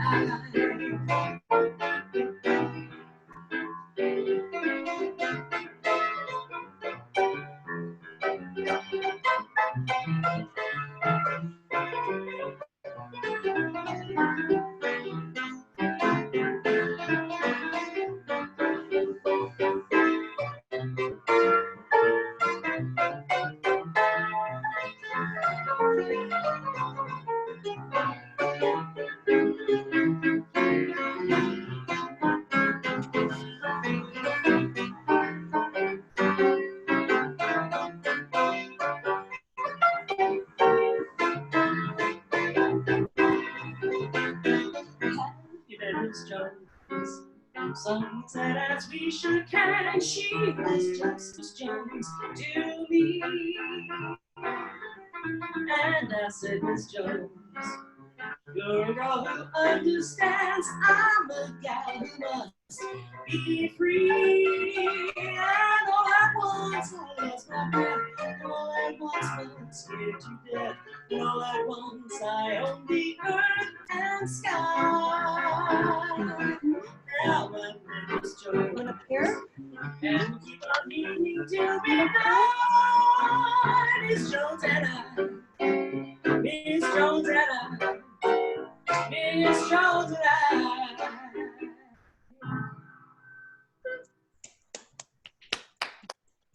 All right, thank you. Thanks so much, folks. You. May I say something to Bill Thompson, please? Bill might not be here. May I ask Bill Thompson something? I think Bill Thompson, oh, there he is. He's there, but he's not saying anything. I'm listening. Hearing the jazz pianist play reminded me that we lost Gene Sprague this year.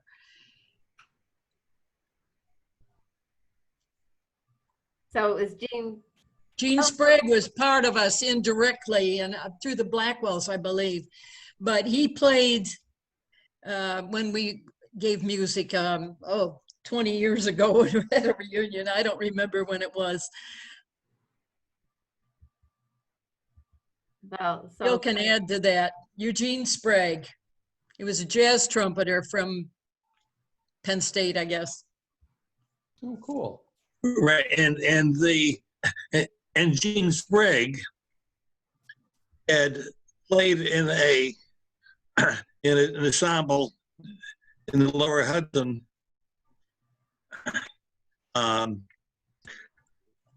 with Bonnie's teacher at Penn State, Phil Young. He was a pianist as well as a Hemingway expert. No, he wasn't a pianist. Gene was a trumpeter. Well, all of this just brings to mind how musical this side of the family is. And so I've got to thank Peggy again for offering to sing for us. That's such a treat. But Marylyn has in the past, and I know the first, I think the reunion back in 2012 when we had Mike Watkins sing for us too, and he was very good, and it's just amazing to me how many people we have in our family on this side of the family that are professional musicians, and must be it's genetic. It must be just genetic on that side of the family. Okay, I'm back. Hi, Bill. Hi, Bill. I was just saying that for Mary Lynn that Gene Sprague played in a jazz ensemble with pianist Phil Young, who was Bonnie's teacher. Oh, for heaven's sake! Wow. So well, thanks again. Let's see. So at this point in our meeting, I think we've got to just freestyle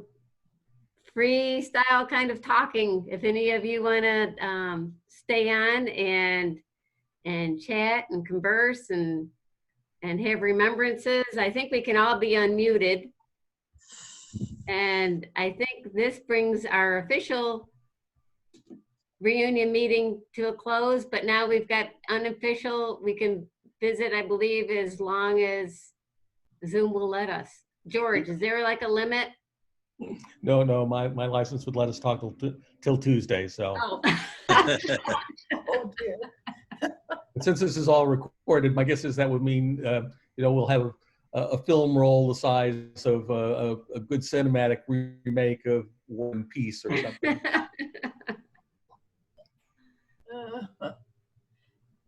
May I say goodbye first? Because we have to pack to leave to try and miss the big storm that's coming up through Florida. Ah, so where are you heading to?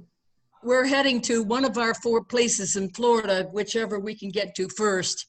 To get off the coast? But I need to say goodbye, especially to Sally and to Jane Chapman and to my Whitehead friend. You've got to go to that northern part and don't just go to Nelson, but go all through Bradford County and up in Elmira and, all the places along there, because we got relatives everywhere through the southern tier of New York and the northern tier of Pennsylvania.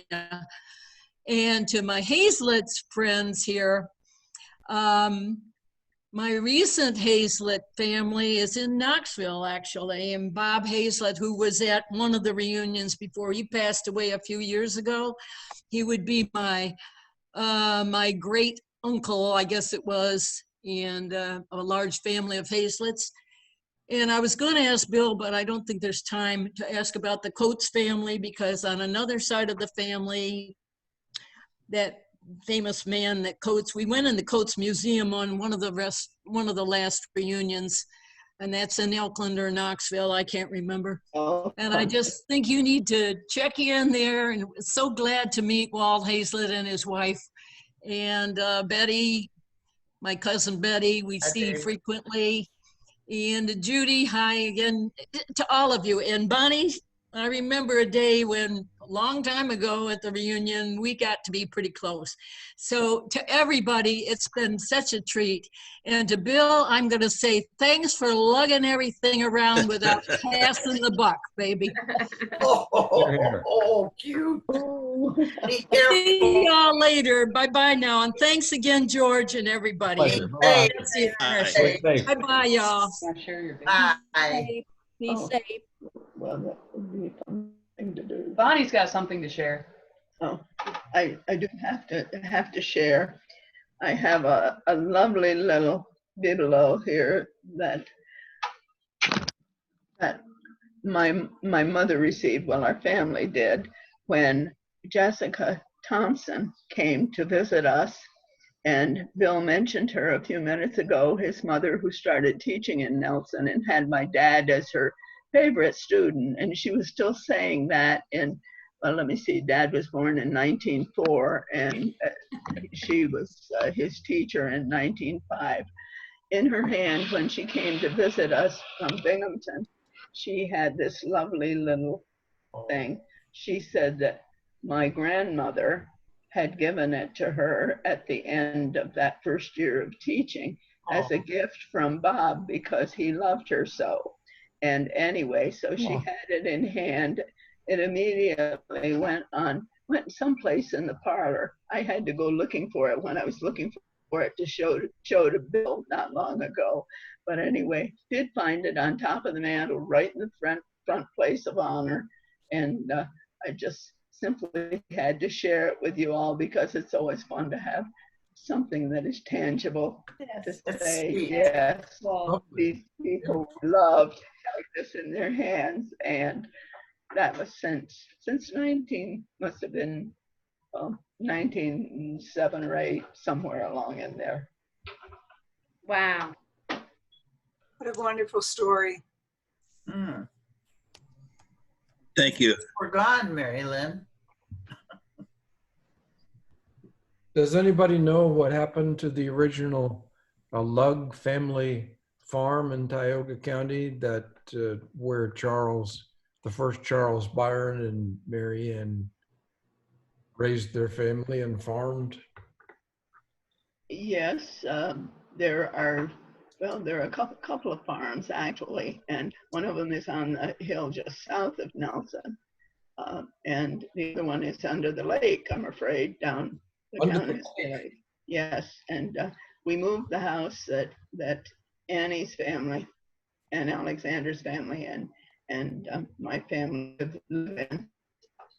Yes, the house, and we had to saw it in two and move it up the hillside south of Nelson, put it back together, and this was in 1990, and we are still fixing it up. And this week we're so excited because we have just gotten the front porch restored pretty well from times that we've been trying to get it fixed ever since the move in 1990. So we're celebrating the new front of the old lug homestead, they call it, and there's still vestiges of the old farmhouse that is up on the hill about 1.5 miles from where we are here. But there's still a lot of lug influence in the town for sure. So that's where they come and visit us. Yes, I'll definitely. Yeah, the Farmington Hill farm is the one you were asking about. It's farther up the hill from where Bonnie now lives. I'm sorry. The farm where they settled to begin with is the one that is about a mile up the hill from us, and it's I never can remember. Oh, the name. Yeah, the name is on Bottom Hill, and Bottom Hill is the road. Name of the road also. And the first Robert Lug who was the first child that was born of the Lugs when they came here in around 1830 to 1832, whatever it was. Anyway, they settled up on the hill, on Bottom Hill, and that was a fairly small farm. And then when one of the Lugs married one of the Bottoms who lived next door, Grandpa Bottom had this wonderful farm down on the flat, and I like to think that my great-great-grandmother inveigled him into having her father give it to her and her husband when they decided they wanted to start a tobacco farm. And so sure enough, they got the place. It was a wonderful farm down on the flat underneath the lake now, of course, but they raised tobacco there for I didn't know that tobacco was raised up at 80 years before. Many people say that, but we raised Connecticut broadleaf, and it was used for the cigar wrappers. And frankly, it became pretty famous because in 1876, that number may ring a bell with you, was the famous Philadelphia Exposition, and the tobacco from Tioga County here and in Big Flats in New York State was shown at the exposition. And the man there, whose name happened to be President Grant, was there, and he always had a tobacco. He had a cigar in his mouth always, and he tried the tobacco from up here, and allegedly people saw him with that, and he said it was so wonderful. That was the beginning of a really big success story for the tobacco here, and it was raised here until after the Second World War. Of course, tobacco was very important during the wars because they gave it to all the men, of course, and it was considered kind of part of their sea rations or whatever rations they had along the way. And so anyway, the last tobacco here was grown in 1954, and that was when the farm was taken for the dams. Maybe I'll just wave goodbye. Okay. Hi. Bye. Hi, Mary. Thank you. Uh-huh. And thank you for offering up your husband. He loves doing this. So he does. He loves doing it. Well, great. We know. I have a question for Sally. Thank you, Bonnie, for that story. That's a bit of history that I never knew anything about, tobacco raising in Tioga County and by my own ancestors. My grandfather raised tobacco in Chatham, Tioga County, too. Yeah. Yeah, it was a good, profitable business for a while. Yeah, and Big Flats, tobacco was like the main crop all through the valley, the Chemung River Valley, up until I think 40s and 50s. Right. It was the main crop. Yeah. I didn't know that. That's right. Michael. Pardon me? Michael, I would say that my grandfather, Joseph Hoyt, rented some of that land from the Lugs to grow tobacco and dropped dead at the age of 42 working in the tobacco fields there. Oh. That's very interesting. Was your grandfather a relative of David Hoyt? Distant. I haven't established the full connection. It's going to be back in Connecticut. I see. But they're all connected, Hoyts.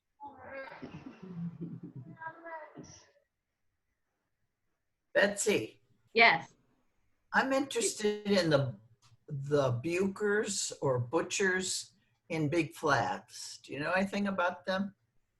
I personally do not, but we have what's called the Big Flats Historical Society. Yes.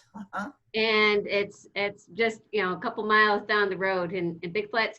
They have got history on all sorts of people. So Betty, I know just because a good friend of mine is the president of the Historical Society, and I'm pretty close with, my husband's on the board, and I'm pretty close with all those folks over there. So how do you spell that last name? B-U-T-C-H-E-R.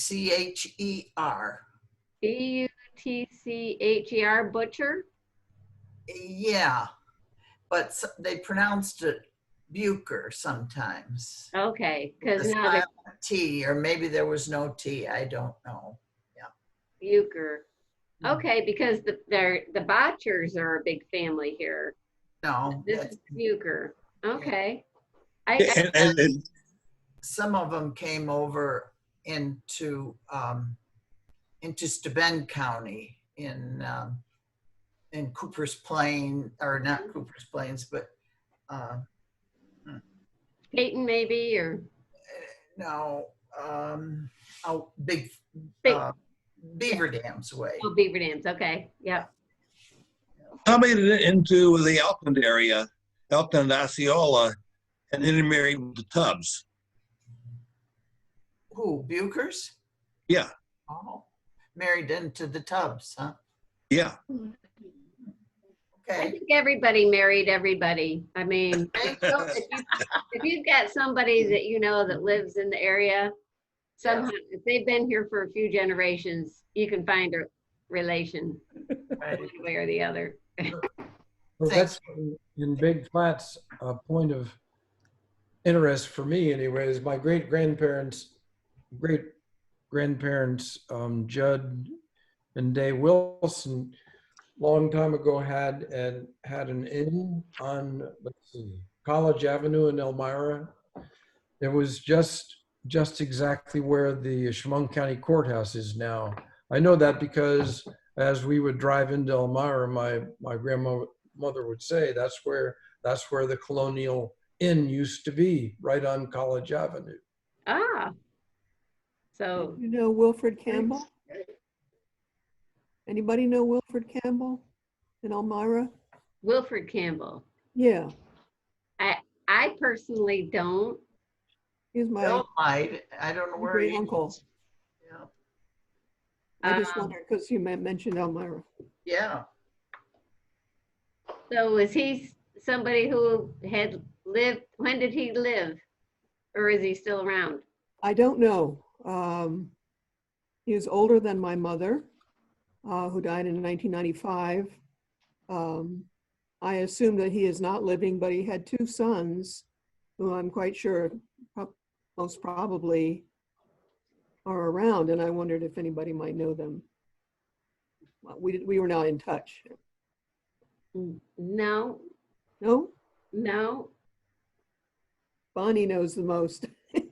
And Bill, next to Bill. And I remember most of these people. I understand. Marylyn had. But I'm interested in knowing about the name Campbell, Campbell. Do any of you have any stories about the distinction? Well, it's on the homepage of our website. Yeah. There's some letters references to Wilfred. Okay. I'll have to check it out then. But I do have to tell you, my mother always told the story that she had heard when she was moved into the family, that there was another old guy in our family whose name was Campbell. And he would say to people, well, Mrs. Camel, who was his daughter-in-law, she says she's Mrs. Camel, and she says she's Scotch, but I'm Irish. And he was the old Mr. Campbell. Well, because I've never, in my family, it's always been Campbell. Like the Campbells are coming, you know? Right. Yeah, and of course the local people here call it Campbell. Yeah. Campbell. I heard that earlier. I wondered about it. My mother Campbell, but there's lots of documentation that the earlier folks did it Campbell. Campbell. Yeah. And that's, yeah, west in Tioga County, isn't there a village called Campbell? There's one, I think, in Lycoming County. Oh, okay. And they pronounce it Campbell, just like almost without the B. Like a camel. Like the It's like the cigarette or the Wow. dromedary, yeah. What's the Mr. and Mrs. Dromedary. between the Campbells and the Lugs? What is the connection between the Lug-Campbell connection? I turn that over to. Well, there's a double connection, and actually, it just had to do with one of the Lug women married John Campbell, I think, and I'm not sure who his brother married, which family she was, but that's where the connection is from my family's point of view. Oh, it goes back further than that too. You know, Sarah Lug. That's right. Married. Well, that's when she was talking about. Sarah. Huh? What you tell Was Bill? it Jane? No, we talk about the same person.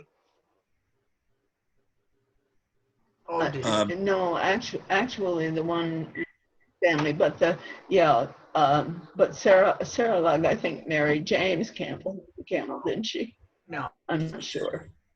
No, with the Charles, the first Charles, the immigrant, Charles Lug.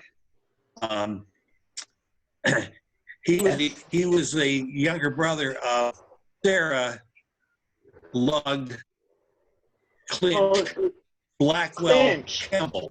Yeah. So she had three husbands. That's right. That is where that connection comes in, huh? Interesting. And that diagram that I briefly showed from the. Oh, are you there, Bill? We might have lost Bill, but George Gibson went off, and so did a lot of things.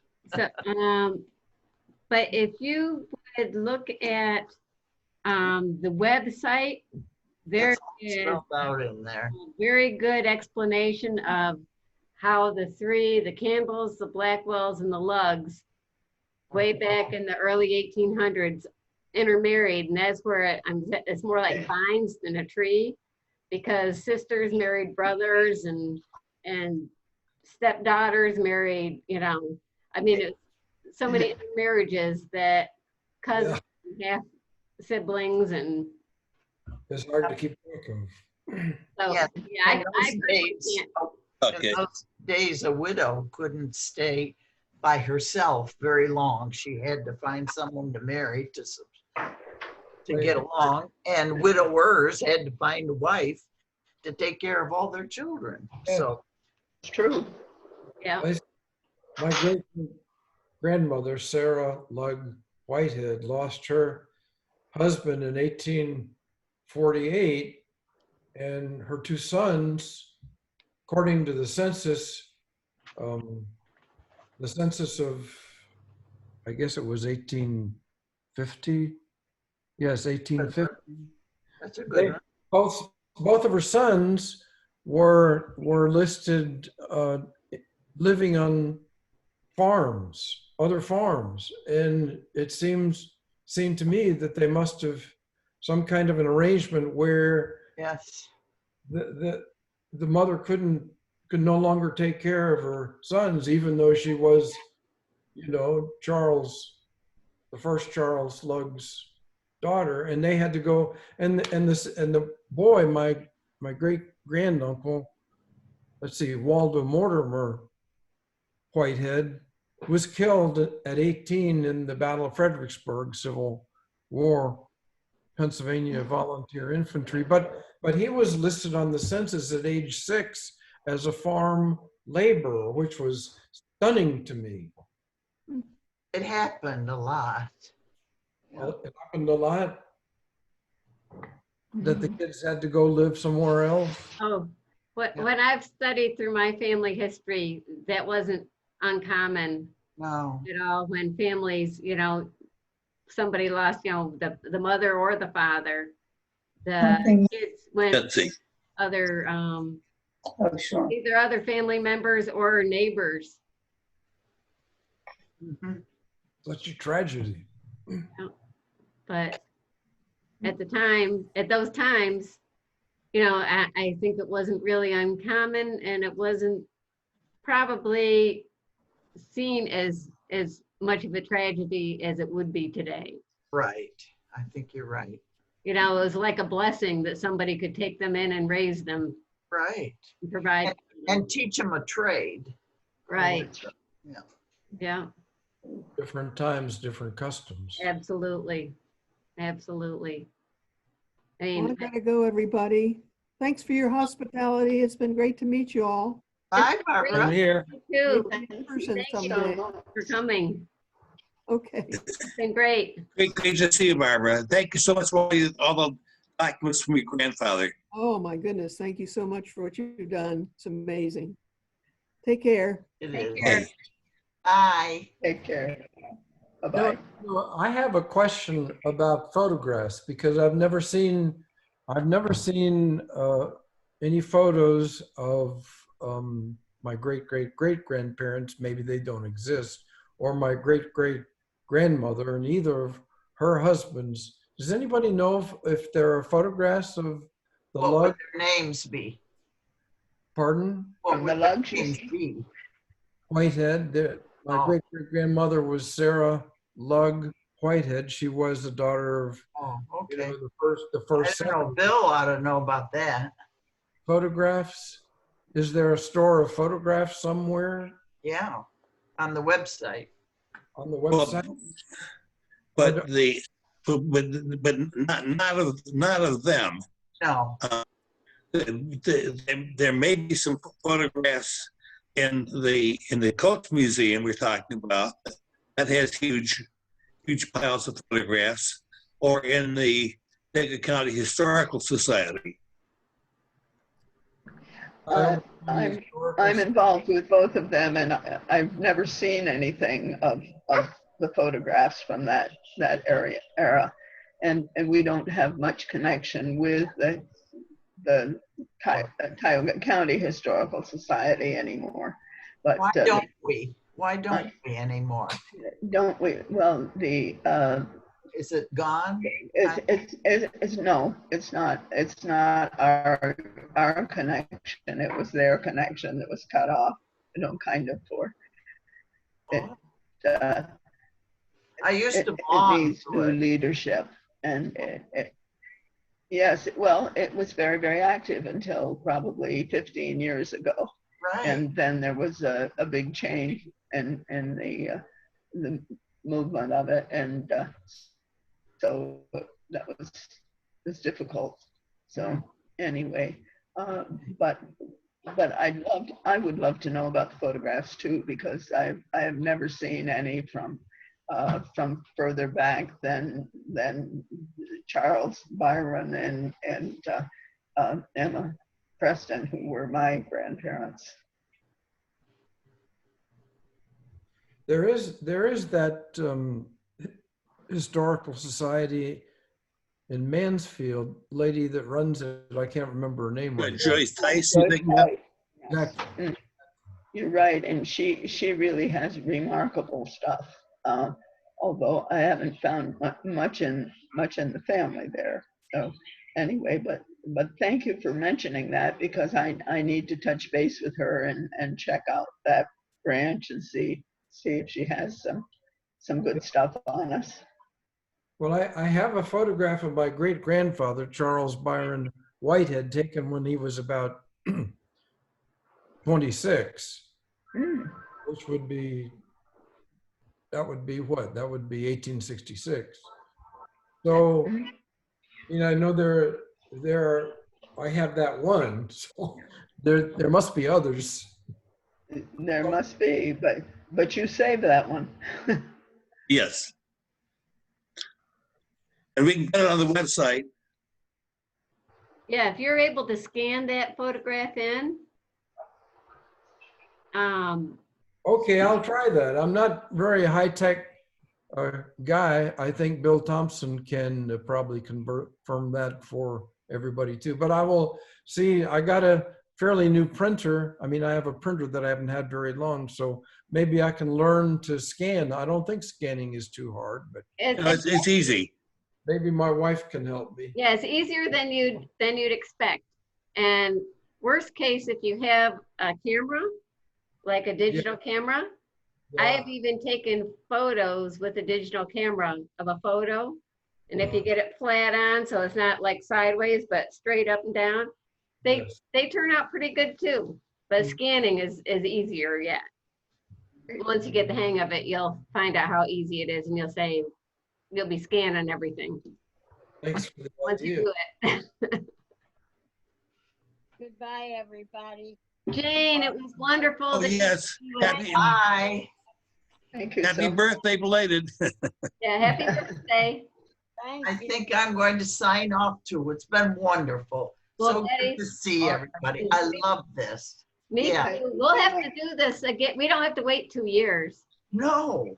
I mean, when we do it like this, it doesn't necessarily have to No. be 2 years. That's right, Bill. Yeah, that's right. Every year. That's right. Michael's still there? Yes, I'm still here. Okay, Jane, who just said goodbye, she lives in Columbia Crossroads. Oh, well, that was our post office. That was our post office. My grandmother lived in Springfield when I stayed with her. I knew you'd know where that was. Yeah, Columbia Crossroads, you bet. Yeah, as a point of interest, my great-grandfather, Charles Byron Whitehead, when he was 20, he went to the oil fields that were just getting started in 1860 over around Titusville, and he worked there for about 6 years. I don't know exactly what he was doing, of course, but then he came back to Tioga County. It was at that time that he was in business with A.W. Lugg. He also had some business interest in Blossburg and maybe some point in Coudersport too, I'm not sure. But anyway, then back in the 70s, he went back to Bradford, McKean County, and got into the oil business and became an oil producer. So he was affiliated with the Pennsylvania oil boom business from the earliest point. I'm wondering if anybody else has family members that went and worked in that industry too, back in the early 60s. Good question. 1860s. I don't recall offhand, but I'm pretty sure there would be. Because it was probably a big draw. Yes. It wasn't that Get rich quick. And it's not so far from here. No. Really be about 90 miles to that area from Nelson.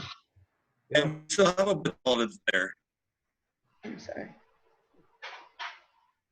I want to go to that museum in Titusville, the oil industry museum sometime too. Never been there. That's a good thought. Yeah, you'll have to make a trip out east, Michael. Have to make a trip out east. That's right. Does anybody else live out west? Am I the only Westerner? Well, as far as today, I think you're the furthest west. Well, that's what I call British Columbia. British Columbia, oh, that's pretty far. British Columbia, that's wonderful. Well, Peggy is from where? Kansas. Kansas, right. Yeah. Knew it was the Midwest somewhere. And Laurie was from Texas. Uh-huh.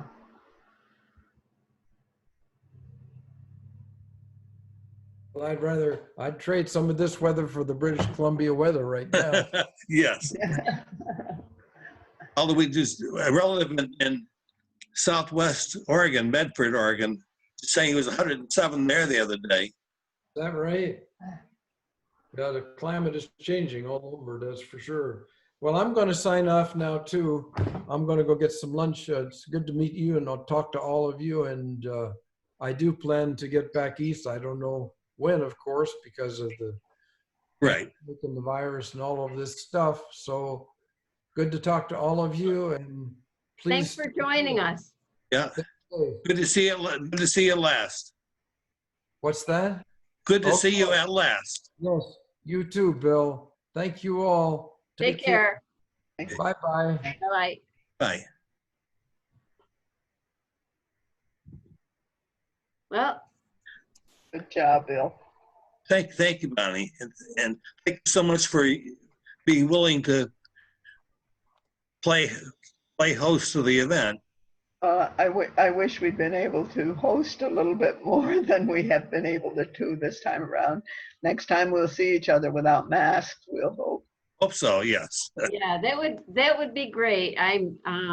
Maybe if the offer is still standing, when we have another reunion, we can actually come down and physically visit. Especially on that beautiful new porch. Right. Exactly. Right. Yeah. So you'd all be welcome for sure. I feel very free to say that since Annie runs the place now, since I kind of retired. So anyway, but take care, you all. Bye-bye. Okay, good to see you again.